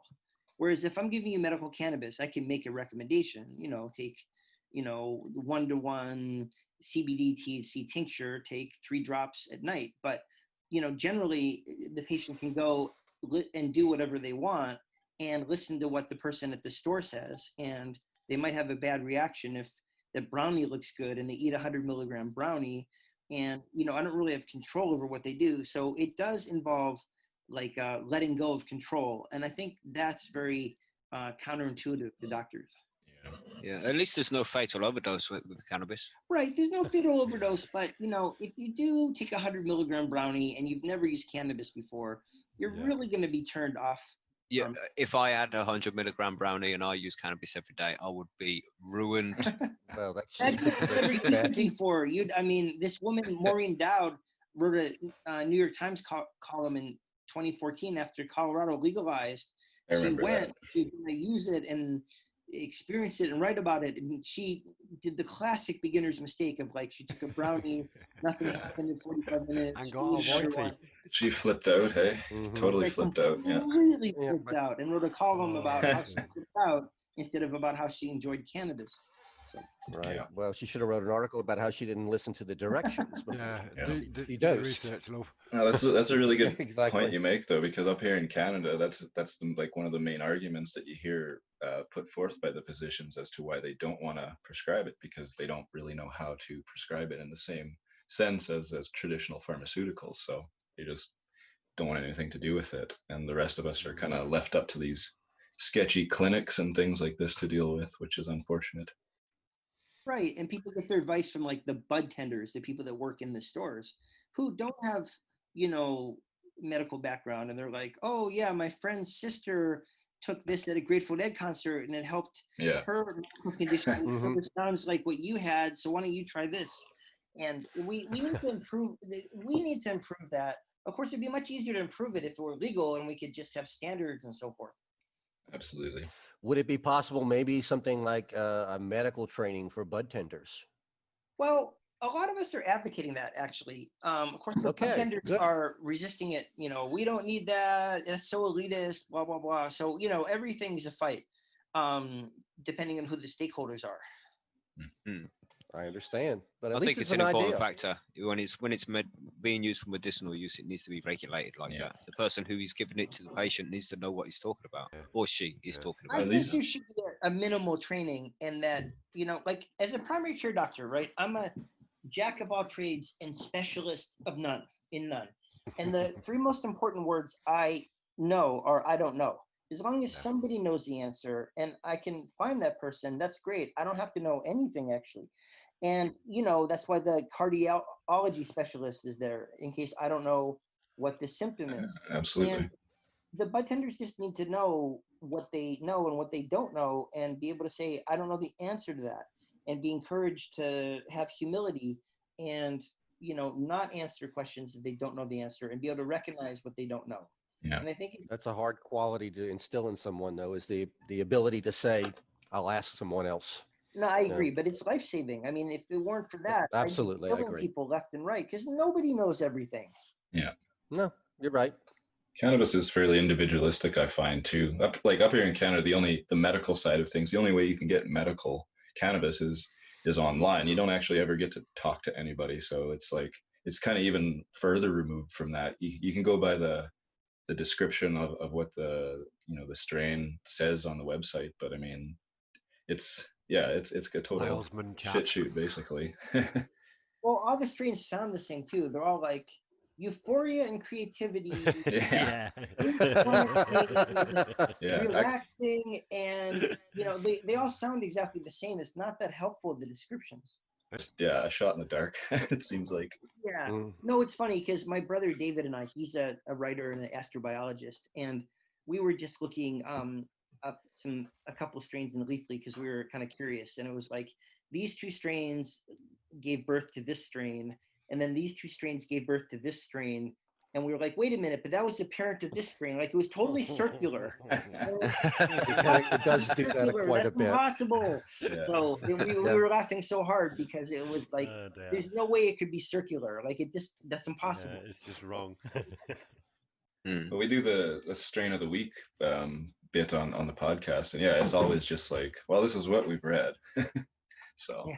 Pretty much, because a lot of the strains, in strain of the week, they'll have you'll go to 3 or 4 different sources to find out which Yeah, the genetics exactly, of different parents on it. So, well, this one does it like this, and this one gets over here like this, and you'll have 5 or different ways to approach it, and basically they all call it OG Kush. Yeah. unless you were Right. there, I don't think there's any way that you can really say for sure. How do you feel about people growing their own medicine? Well, first of all, we do ask people to journal, and if you find something that works for you, stick with it, and then you just hope that your dispensary, if you're using whatever, like, OG Kush from the dispensary near your town, and it works really well Right. for your anxiety, you just hope that keeps being the same product. Mhm. But we do ask people to journal and to stick with things. I think it's great if people grow it if they know how to grow. It's not the easiest thing in the world. You know, you guys are growers, so you might forget that, like, if you're just starting from scratch, it's sort of intimidating.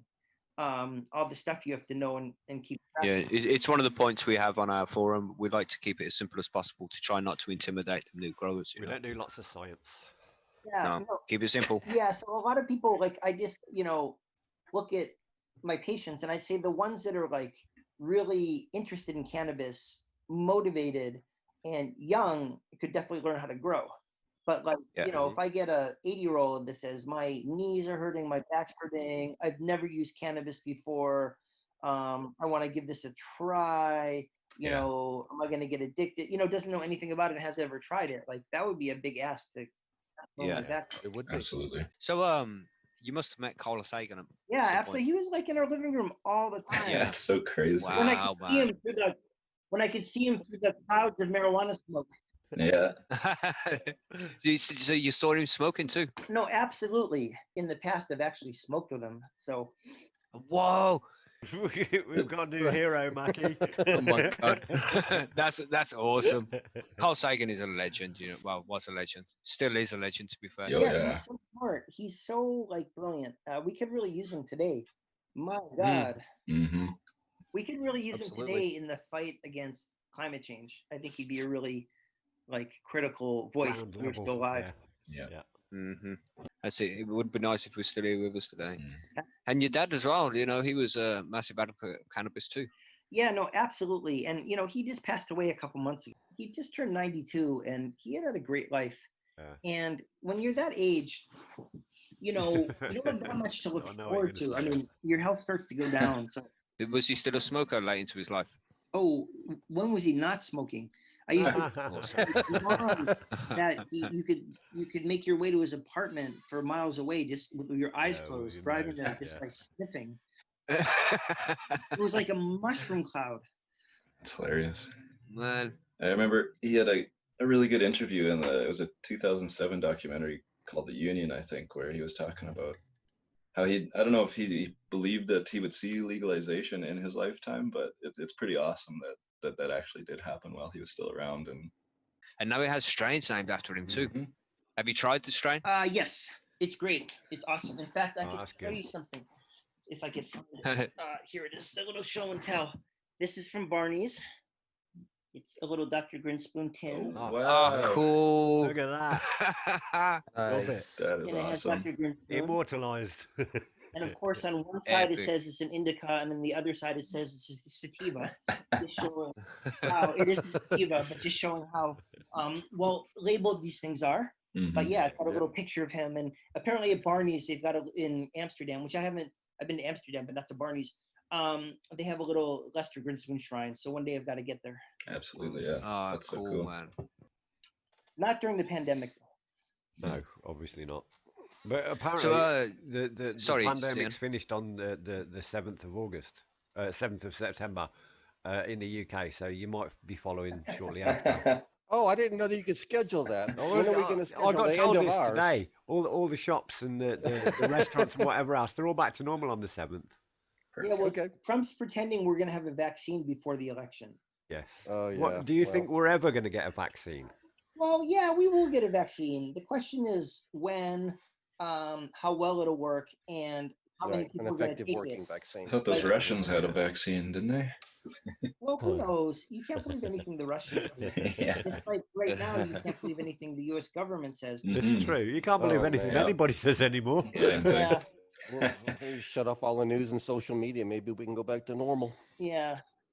We'll have a vaccine. But do you think, I mean, you obviously know more than any of us because you've been to medical school. Do you think that COVID-19 will mutate and would need another vaccine to cover it like the common cold does? It's hard to say whether it's going to be like, like we get these hepatitis vaccines and then we're good for like 20, 30, 40 years, or because it's stable and doesn't mutate, or whether it's going to be like the flu where like you have to get a new shot every year because it mutates. I think it's going to be somewhere in between. Like we'll probably get a vaccine every like 2 or 3 years, but it's a little bit Whoa. hard to tell because it does mutate. But whether it mutates in a way that's significant or not, I don't think they know yet. Oh, scary. Well, it's a new. That's the thing. Is a new virus. Like It's a there's new so thing, much yeah, we don't yeah, know yeah. about it because it's a new virus, and it's so frustrating. And it would be really difficult, even if we had like an intelligent, competent government. You know, and it's just like almost That's it. Even the best governments have been struggling with these kind of things. exactly. Yeah, exactly. And then you have a government here that's like it's a hoax.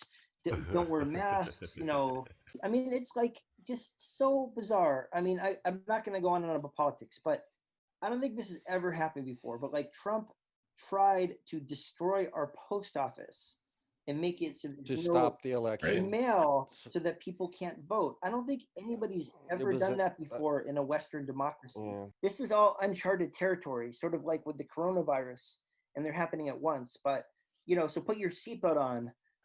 You know, I wonder when cannabis sales are going up through Stock the up. roof. Everybody's really stressed out. What about Ireland? Is it going to happen in Ireland? I mean, GB, our other panel member, he hasn't been able to make it today, but he thinks that Sitting over there, they'll follow Percy's the UK model. up here late, unfortunately. He is in the Well, chat she- still. If you want to invite him in, Mackie. Let's ask GB. and how about the UK? If you don't mind, Does the UK have a chance, or are they still pretty conservative Oh. about it? I know We had medical's some good getting some news traction. actually recently. One of our local constabularies, like county constabularies, have allowed a cannabis club to be opened in their district, and they're not doing anything about it. They're ignoring it, and the guy's got this in writing. So this is the spark, I think, that will generate like pops all over the place for these coffee shops. So I think we're on the verge somewhere. Yeah, because once nothing bad happens, what's the argument against it? Exactly. Here's GB. GB. Hey, Peter, how are you? Good. How are you doing?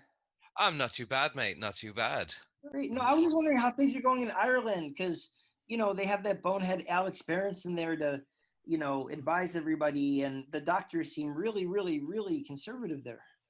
They are so conservative here to the fact that even if I was able to be prescribed medicinal cannabis, the likelihood of me finding a doctor who will actually do it is slim and none. Although every single GP in the country can do it. Oh, they There's can. only one or two. Yeah, every Yeah, GP they're can the do same it. here. Yeah, they can do it. They Every just GP won't. can. They just In won't. Canada too, but yeah, same thing. And we're legal. Huh. You guys got to educate the doctors. Yes, exactly. You need to come Yeah. and do it. You need to do on tour. I'm happy to. Come and educate our idiots. It's I'm happy hard. to. Let's wait till the pandemic ends, but then I'm happy to. Yeah. We're getting there here. I mean, you know, we still have a ways to go. And, you know, in the South, we're not as far as we are in the East Coast and the West Coast, but it's like, we're definitely getting there. I did a grand rounds at my hospital at Mass General. I think it was the first pro cannabis thing that Harvard Medical School had ever done, but it was standing room only and people were just Wow. eating it up, you know, and the younger the Cool. doctor, the better. Yeah. But Yeah. you know, once you just like explain it to people and they realize that everything they've been told about it isn't true, so they just have to forget everything they know. B, you just explain a little bit about the endocannabinoid system, and they're like, "Huh, that's really interesting."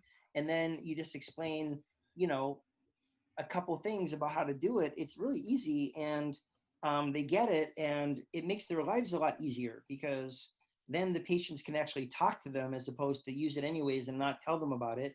Yeah. And they look like superheroes to their patients, and you know their patients get off these much more dangerous medications. So I actually find they're quite open to it once they get over their initial like shock that everything they've been taught about it is like complete bullshit. They actually it makes their lives a lot easier. You mean Reefer Madness was not true?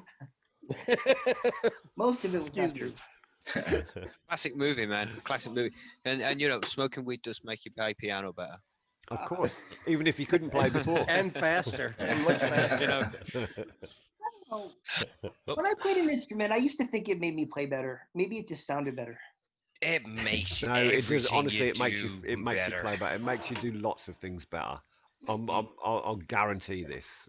well, you could tell us, how Personal. does cannabis, like, what effect does cannabis have on the endocannabinoid system in the human body? Well, it stimulates it. And I think the cannabis just like changes how you think. I mean, I think it's absolutely yes. true that it affects your short-term memory, but it Mhm. also can make you more creative. So I Mhm. sort of think it just sort of, you know, the addiction psychiatrists will say it harms how you think, but I think it just changes how you think. I think it sort of diverts neurotransmitters from one part of your brain to a different part of your brain. Yeah. And that, of course, So, oh, that's a bullshit bit. I'll avoid Is there. it? But, Is it? This would be in the 90% of the brain formerly unused. right. Well, you know, it's like, of course, you're not going to remember things quite as vividly, but at the same time, you might have creative thoughts that you, or insights that you wouldn't have. So Yeah. it's just Yeah. kind of a trade-off. Whereas, it's like a buffer. yeah, But it's got a buffer on it. It's like that Hicks quote about, you know, when you're high, you realize you can do everything the same as you always have been, but you realize most of it wasn't worth doing. So but on the positive side of that, I mean, it just means you focus on shit that you're actually supposed to be focusing on, rather than worrying and stressing Important about shit. all the other shit that's going on in your life, you know. Hmm. That could It's- also be a stoner's like reason for sitting on the settee for like hours on end. Well, in fairness, do you need to know what you had for lunch yesterday? No. You know, exactly. It's important things, and you don't, even if you're a stoner, even if you smoke, you don't forget the important things. Yeah, hold on. I went to McDonald's yesterday and I went through the drive-through. I'm like, double cheeseburger. The guy's like, you know, we do triple cheeseburgers. I'm like, okay, Yes. I'll take 2 of them, please, sir. And I had that yesterday, and I remember it. I remember it. Because it just needs to be good shit. it was important, you see. You know, and that's what you I'm remember saying. the good shit. It's something important. If you know you have to be somewhere, it doesn't matter if you smoke 1 spliff or if you smoke 10 spliffs. You're going to be there because Yeah. it's something that's Yeah, important. you remember it. You know? Well, it depends a little bit too, if like people smoke every day or they smoke once a month. That's true. You know, that does make a big difference. A Yeah, huge yeah, difference. definitely. I mean, I Mhm. think that's something like medical patients who use, you know, like a modest amount every day. I don't think they're actually very impaired. Whereas No. a college student who smokes like 10 bong hits once a month is going to be completely impaired. Yeah, battered. Yeah. Be wiped out. Yeah. Well, I'm speaking to you. oh, I'm speaking to you now, and this as I roll my 10th spliff of the day.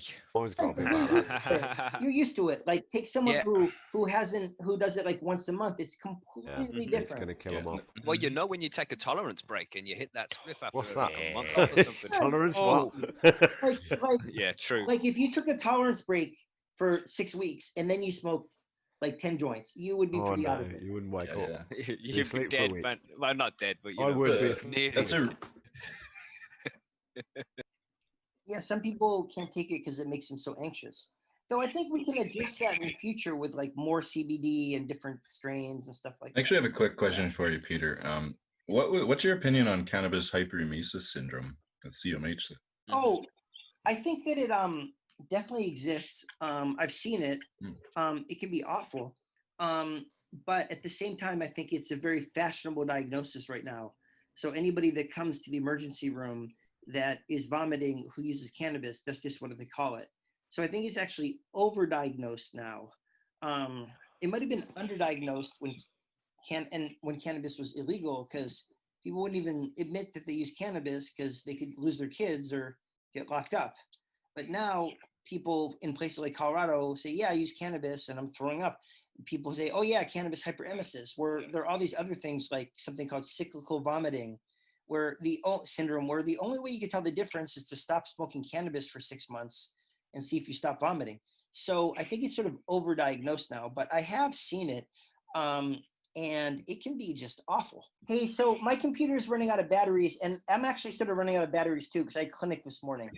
Okay, yeah, I'm sure you've been Definitely very appreciate busy you as taking well. We time. appreciate your time very much. No, it is my pleasure. This is just a really fun and interesting conversation, and I want to thank you guys for inviting me. This was really fun. I really enjoyed it. Thank you. Appreciate it too. Cool, man. We'd like to be laid I've back really and been just chill. talking you know. since for about 12 hours straight now. So I'm just God. starting to get a little sick of my own voice here. Yeah, It's time to curl up with a book, if you know the feeling. definitely do. I do Excellent. indeed. Yeah. Peter, thank you very Yeah, much pleasure for to meet you man. guys. Have it- Seriously, absolute I hope to pleasure. meet you guys in person one day. Us too, Great. definitely. Yeah, Doug. for sure. We'll sort it out. We're gonna head to the States at I'm some already point. here. I'm sure we're Yeah, gonna have if to you're do ever in that. Boston, let me know.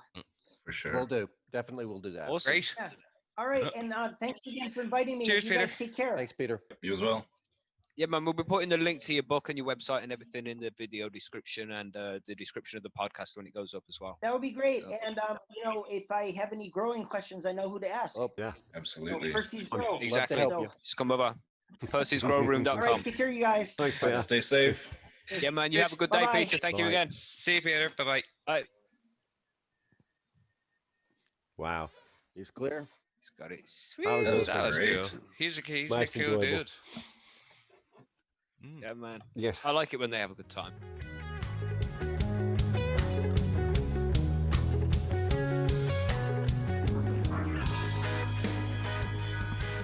So there we go, everybody. That was Peter Grinspoon. I hope you enjoyed the interview. You all had a good time chatting to him, right, lads? Typical. He's a ledge. Yeah, man. I mean, when you can be that open and honest with a doctor, and he felt like just one of the lads in the chat with us. Yeah, because It's he's great. a doctor. You forget that because he's just a cool guy to chat to, you know. Yeah. Most definitely. Doctors are people too, right? Doctors, people Really? too. But he's not like any doctor I've met, to be honest. Like, he's a fucking cool dude. Like, Super refreshing. But Yeah. this guy Yeah. like smoked a spliff of Carl Sagan, man. That's just fucking amazing. Right? Oh, You know? You know, it's like you see their memes Legend. on Facebook scan by now and again. No, who would you smoke a spliff with? And Carl Sagan's often on that. You Yeah. know, and it's Mm. like that's one hard choose. Like, yeah, He's that- been done that. Yeah, been there, you know, done that. Got and the he's shirt. done that. Yeah. Yeah, Jammy bastard. amazing. I'm You telling you. Instant But hero then status. The other thing is, his dad is Lst Grinspoon, so I mean, Mm. well, I was gonna say that's a he pretty big comes one from there. good. Yeah, that's a pretty big one. It's such a So cool he guy, crosses laid off a whole back, bunch of down to boxes. earth. Just good to chat with him, you know. Yeah. That's what most stoners, in fairness, and he is a stoner at the end of the day, but most of us are. We are just laid back, chilled people. He's a doctor that's a stoner, and it shows that not all stoners are degenerates. This is true. Just us, just you, right? Well, I would say I probably am the most degenerate out of the fucking five of us, in fairness. Oh my God. Yeah. Just don't throw something like that there and expect me not to grab onto it. So. Yeah. It's Exactly. low, bro. That's low. Yeah, but it's gonna happen. Low hanging fruit, man. But you know, he's also he mentioned in the interview as well how he's got a book about opioid addiction and how he overcame opioid addiction as well, called Free Refills. So check that out. His website is linked in the description of the video, so if you want to find out more about him, just click there and you can find everything you need to know. He's a super Yeah. cool guy, and hopefully we'll get him back on the show again in the future sometime. You know? For sure. Surprised the doctor didn't give Mackie a hard time for eating McDonald's food. Yeah, that's a good point actually. Yeah, but he was a cool doctor. Your That's the deal, KFC milkshake, whatever the fuck that You know, thing I is. don't eat it excessively. Probably I'm- realised he would have been wasting his time.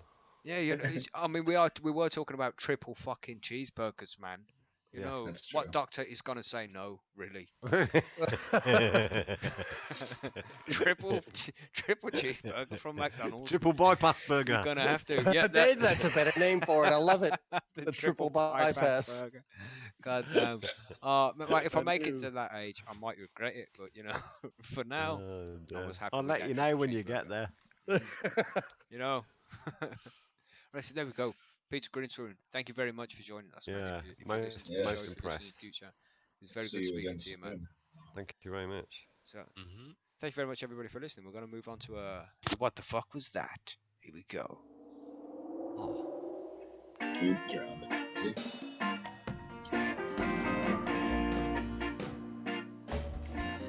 So we play a sound, a 5-second sound, and you have to try and guess what it is, and you can win a prize over at Percy'sGrowroom.com.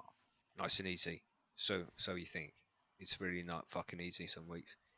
What are you saying, ZN? Wow.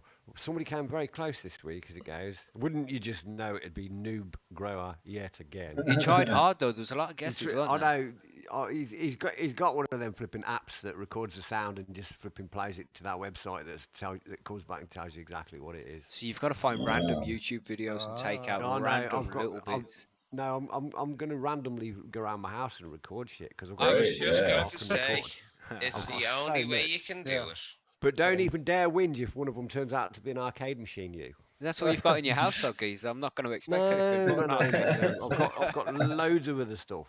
This is the But sound yeah. of Zian getting up in the morning and making coffee. Yeah, this is my kettle. This is my kettle, motherfuckers. No, Just a series of thuds. What's this? Zian falling down the stairs. It's me falling out of Exactly. bed, thinking, "Oh shit, I was supposed to be up an hour ago." Oh dear. What's No, this sound? But yeah, this Zian's sound. dead Are you plants. playing it? You've got to play it. Yeah, sorry. Okay, here we go. You ready? Here's the old one.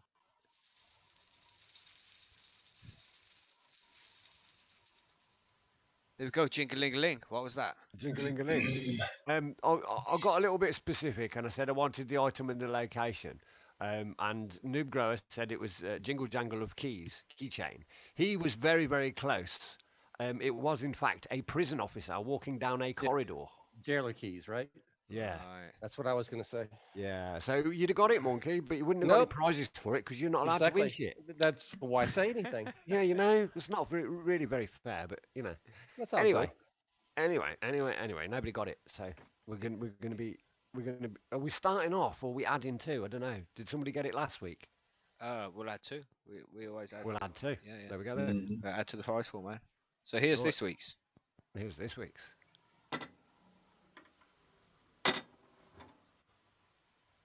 That was it. That was it. I don't know what the I fuck like that was. this week's. I think I've actually either, man. set it up so it can be replayed. So let's just see if we can play it again. I can't hear it. I think that did play, but it only played to the outside world, maybe. I don't know, but there you go. You have to try and guess what that is. Man, Yeah. that's Over a on the difficult forum. one. That is. Well, no, this is a difficult one. I found a difficult one specifically because I don't want anybody having a guess at it and getting it close, even. I will not be defeated. I know that feeling. But we're waiting for the truth or Yeah. the spoof. But it don't it's work for nearly- you, does it's it? like 5 to 12 already, man. So I know. let's Yeah. move on to the well, go over to Rapidly, messageforum.com quickly. if you've got any guesses, and take Yes, a guess, see what forum. it is. All right, so here we go. Q&A.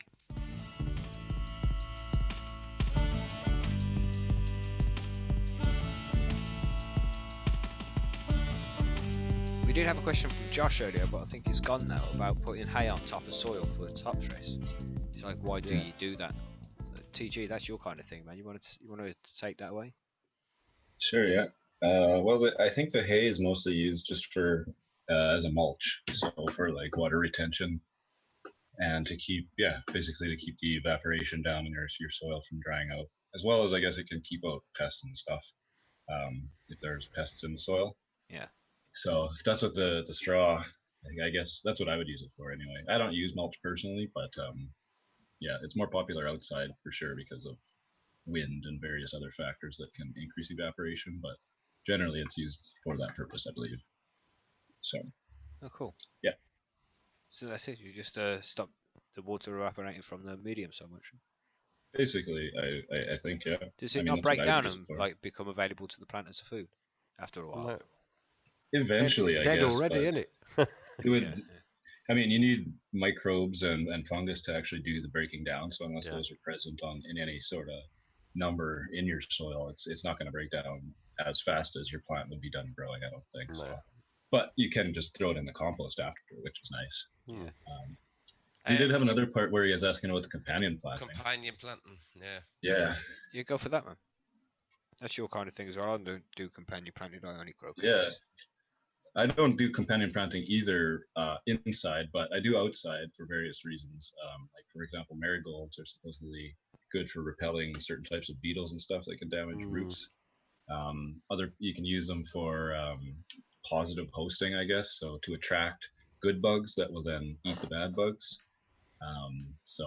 But this is more of an outdoor thing.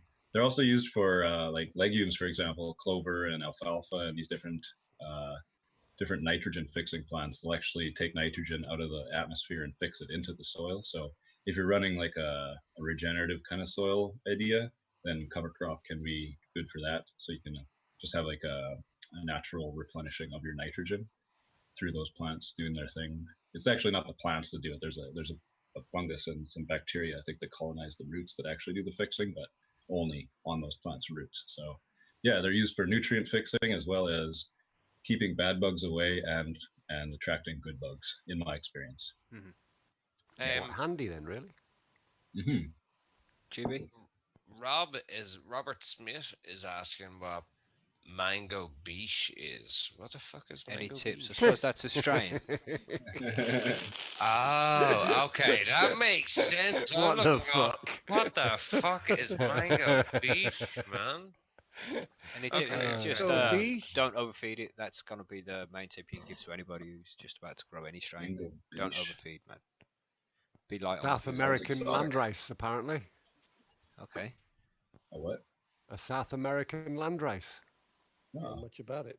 No, I've never heard of it either, actually. I'm just looking it up on Google. Yeah, I've never heard of it. I thought it South was like American, I thought it was like Colombian a landrace. typo, like mango biatch. No. It's a What bit. grain It's a long prices one. do you 15 to recommend? 18 weeks flower. Whoa. oh, that sounds not Yeah. pleasant. It's like Here- a Dr. That's a Grinspoon. long time. Here's a tip: pop some autos, man, because it'll be done before that's done, and it just tie you over till that plant's finished. It's gonna be a long one. Mm. You know, but autos take about 10 weeks, and you can probably fit some in somewhere. Then we have Jackie Chan. Jockey. He asks, yeah, Hata! What drain to waste system do you recommend? Rhizo stands are good. Is that what they're called? Rhizo stands. You can stand the pots on top of them. They're like runoff trays that you can attach Yeah. pipes to, and they'll take away your drainage from there. I've been looking for something actually like this. Most garden or hydro shops have those. They're basically just big, like, tables. Well, table, and not really a table. It's a tray, like those kid swimming pools, but they have Mhm. squares in them, and then there's troughs, I guess, where the water would run, and you fill it up. Plants, you flood the plants or whatever, and then those troughs will direct the water out after. So Yeah. I don't know what they're called, but I've always just called them flood to drain tables. But you have to set them on a table. I mean, what I do, which is real fucking simple, is if you raise your plants up, like you get the trays that they're sitting on, and you raise that up a couple of feet off the ground, maybe just a foot is enough. As long as you can get a jug or something underneath it. And if you have them trays on a slight slant, from the back of the tent being a little bit higher and the front of the tent being a little bit lower, then the water's all going to run off and drain to the front. Drill a little hole and glue gun a little pipe underneath just so it gives the water some direction when it comes out, and put it underneath the jug underneath it, and it all runs off into there. And that's just, let gravity do the work. You could go with one stage further and stick a bit of drainage pipe and put all your little pipes into the drainage pipe and just put the drainage pipe into a bucket outside the tent. Nice and easy. Yeah. That's the idea with those tables. There's just a hole in the one corner that you gotta have just a slight incline somewhere so the water runs, and then you just have a bucket underneath it or whatever. Yeah, water's got a good But if you can't do Good that, then level. a wet vac's always good. But obviously that depends on what time you're watering. If you've got neighbours, you don't want to be vacuuming shit up at midnight when you've just fed your plants. Take that into consideration. But wet vacs are good as well. If you're getting a lot of runoff and you want to get it up fast, wet vacs are good. Well, you can also use these little drill power pumps that can pump out your waste in your tent. So do that sometimes as well. And there's multiple sizes of them. I use the larger ones. That's it, man. But I suppose that's for cocoa, for a drain to away system. Are you just looking for an easy way to get rid of runoff? Right. Yeah, so that's going to be it. Just raise up the trays and try and get something underneath it that can catch the water once it's run off. And it's nice and easy. You just water and then come back in an hour or so and shit's done. Yeah, I MacGyvered up a small little kind of system that I have because I use smaller trays or smallish trays. I'm still waiting to put it in, but it's just kind of like a small sheet of aluminium bars, like fence. Yeah. But chain link fence, but like sturdier, cut down into a small size, and I just have lumps of timber underneath it, and I just stick the trays in underneath them. Just make sure that it's covered in something because you don't want it going rusty. Rusty is bad for the plants. It's already it's pre-galvanized and it's painted and everything, so it's sweet. It's actually a piece of fence that was off my dog run. Sweet. Yeah. Recycling. Recycle, reuse, reuse, repurpose, and all that. Yeah. Very good, GB. Upcycling. Upside, that's it. Yes. What was one man's rubbish is another There we man's go. We're treasure. running a little bit over time now, so if there's no That's more fair. questions, then we should move on to the truth or spoof, which I'm going to get you all today. gonna get you Oh, one. yeah. That hadn't It's happened in a over. long time. It's over. You haven't heard confidence like this for a while, have you, lads? So let's do it. Here we go. I think Just that lasts every 3 week, weeks. just every week.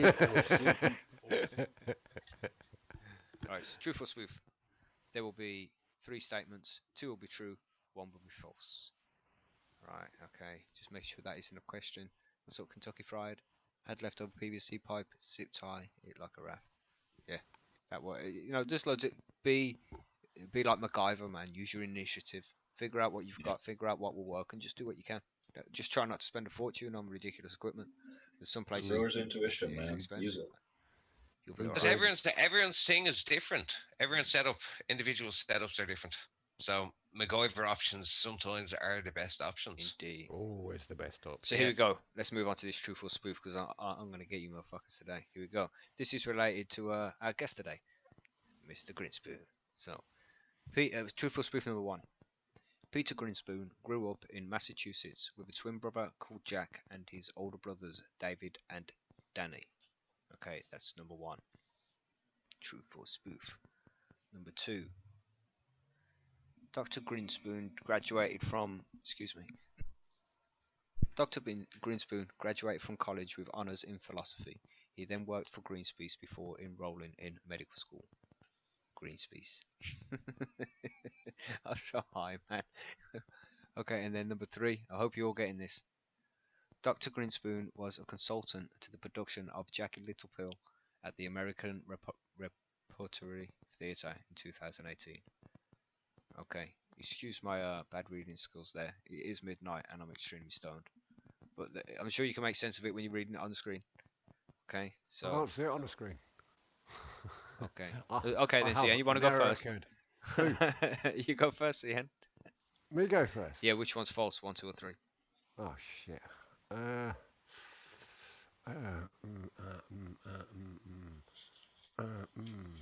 There's no option A or M. I'm going to go with number 2 again. Why?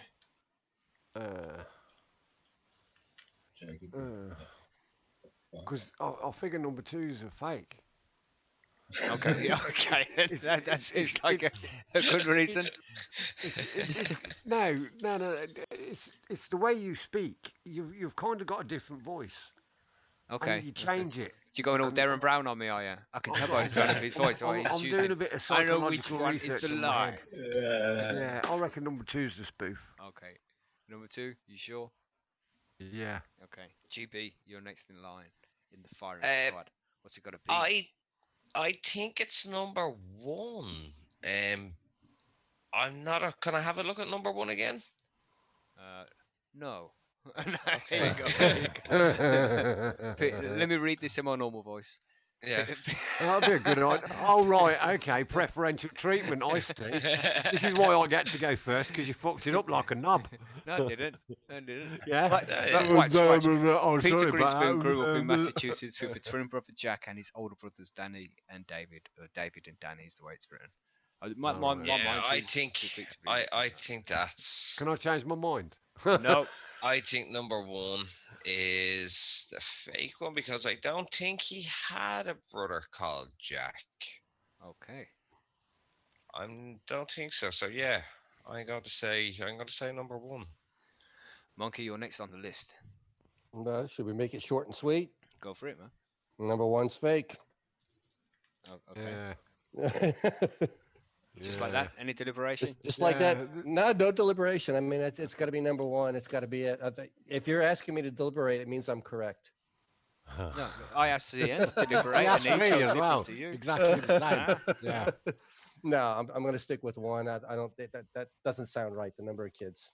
Okay, then TG, it's up to you, man. Oh, I don't know. I really have no idea at all. Good. Like I've never known him. I know he has a brother, one brother at least. I follow him on Twitter as well. But I don't know about the other brothers, but I also don't know about the third. I think the second one's probably true because it sounds true. It sounds like something somebody would do. And number 3, like the Greenpeace thing before med school. Okay. And I don't know what number 3. Like Jagged Little Pill is an Alanis Morissette album. I don't know if they made any. I don't know what that is, so I'm gonna go with number 3 because I don't know what that is, other than an Alanis Morissette album. So, and I didn't Google it because I'm not a dick. Okay. Twisted there. I Anybody was- in the chat want to take their guesses now? Twisted has taken number 1. Anybody Yeah. else? Just quickly drop it in I there want to with go your number 30 one seconds as or well. so. You can't Oh. change your mind, Cian. You Dr. have Green, 60 seconds. I bloody can. Oh, wait a minute. If Becky's defending, you can't change your mind. That means Yeah, we're you correct. know. We got it. We got it. Now, can I That say means at least something? half of us beat him. Yeah, can I say something? Unless you're going to Before- change your mind, then no. No, I'm not going to change my mind. Can I tell what the answer is? Because I know I was just trying to feign innocence and stupidity. Okay, right. Yeah, it's all over. Everybody's chosen there. You only get 60 seconds, and once the answer is chosen, you can't change it. Fucking bother. Well, I only took like Please. 10 seconds so I can give my 40 seconds to GB to explain that. Okay, go for it, man. Okay. Now, Peter had a brother called Joshua. Yes. Who was his twin brother, and he had a younger brother, Danny, who passed away with leukemia when he was only 16. No, he's still unfortunately. his older brother, though, right? Oh, it was his older brother at Yeah, the Danny time. was Yeah, older that's than right. he was, Sarah. yeah. Yeah, it was his older Well, brother. he does But have a his twin brother was, called Joshua, not Jack. was Josh, not Jack. Ah. I knew that. And that's how I knew it was because of the brother was Joshua and not Jack. So, No. he did in fact go and work for Greenpeace for 5 years before he re-enrolled in medical school. And Yeah, that's I serious. read his Wikipedia page before the interview, and I think Greenpeace was on there, and so was Jagged Little Pill was on his Yeah. wiki page. So. But I got all this from the wiki, so I made Oh, it well, easy on myself. I just didn't know what to do. Made it easier on me too. Then, thank you, Mackie. Yeah, that's the way it is. It's hard to find information, man. It's hard to come up with ideas. I think we're just going to have to step away from the whole weed thing and go into science or something, or conspiracy theories, maybe. Yeah, do that. I don't Trivial know. Pursuit shit. Can't do conspiracy theories because there'd be about 17 million different answers. And we'd No argue about the answer's right answer technically forever. But I said to the missus today, I was like, should I put one of them? The Earth is flat. It's like, Flat it's like, Earth. can you really? What are people going to really say? Some people will disagree, regardless. It doesn't matter what you say, does it? True. So anyway, start I'll with have one of quotes. those. Let's do this. Man, like I had a thing to do, where you talk, man. When the cat talks, I got a thing to say, man. I was gonna say it, but I forgot it, man. Tommy Chong, legend. Right, TG, it's down to you, man. Yeah. So we all know, going into grow shops, talking with OG quote unquote growers and stuff, everybody's got their way that they know will work for you, and if you don't do it that way, you're a fucking idiot or what have you, right? Everybody's got one of those dudes that they know, or dudettes. So in the immortal word of the dude, El Duderino, for you're not really into the brevity thing, but right after the Jesus tells him that him and Liam are gonna fuck them up, the dude, I don't know, it's probably one of my favorite quotes of all time because it totally applies to all these growers, right? And it goes, yeah, well, that's just like your opinion, man, because it is. Everything's fucking an opinion. Nobody really has the way to do anything. So anybody that tells you otherwise is lying. So Yeah. make sure, I don't know, you man. tell them that that's just their opinion, right? That's just your And- opinion, man. Yeah, exactly. Right. Everyone's got So- one. Everyone's Exactly. got one. And remember that nobody knows the way. Everybody knows a way, but That's it. Find I'll your take it own way. personally. Yeah. Get super high and To all think those of growers that, philosophical that- things. Yeah. And fuck off for all those people that tell people that there's only one way, and if you don't do it, because you obviously don't know that much about growing, because clearly the 5 of us grow 5 different ways, and we all grow Mhm. really nice weeds. So Yeah. yeah. Anyway, I digress. As we all do. As per usual on this show. Yeah, we do Mhm. digress All pretty much. digress. We're not so bad. We do try and keep it under control. All right, so let's move on to that outro. There we go. Thank you for joining us, everybody. It's been a pleasure, as usual. Yeah. So I don't know whether to put the music to kick in there, or we'll have the music kicking in a bit. So I hope you've enjoyed the show. Don't forget to like and subscribe, and let us know as well in the comments if you want us to take the show an hour, make the show an hour earlier, or whether it's fine to leave it as it is. Because we need to know from you, because there's a lot more of you than there is of us. So we need to know what you think. Mm-hmm. Is there anything to say there, lads? We got anything to add before we go? No, it's been a good, great show as always, boys. Chat, it has been interesting. Been a pleasure. Interesting. As it always has is. been a pleasure. Thanks for showing up, everybody. It's always nice to see everybody and chat. So Yeah, man. Of course, let us know what subjects you'd like us to cover in future episodes. Any strain of the week you want us to do, or any famous stoners, things like that. You just let us know. Get over to percysgrown.com and sign up if you're not a member already. Don't forget to sign up for the Grow too. Peyote Kush, LA Peyote Kush. Looks good. Well, Catherine just arrived. She just arrived late, right at the end.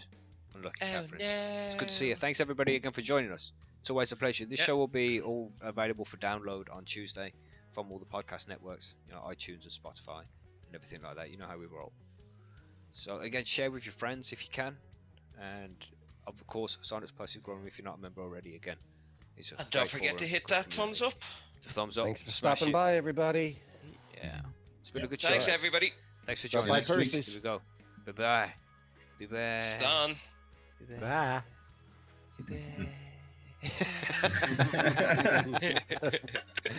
We're not done yet. I'm still. We're still here. I'm just doing that fade out. Bye bye. Right. Enjoy your week, everybody. We'll see you on Sunday. Thanks again for joining us. See you next week. See you, everyone. Slang. Bye.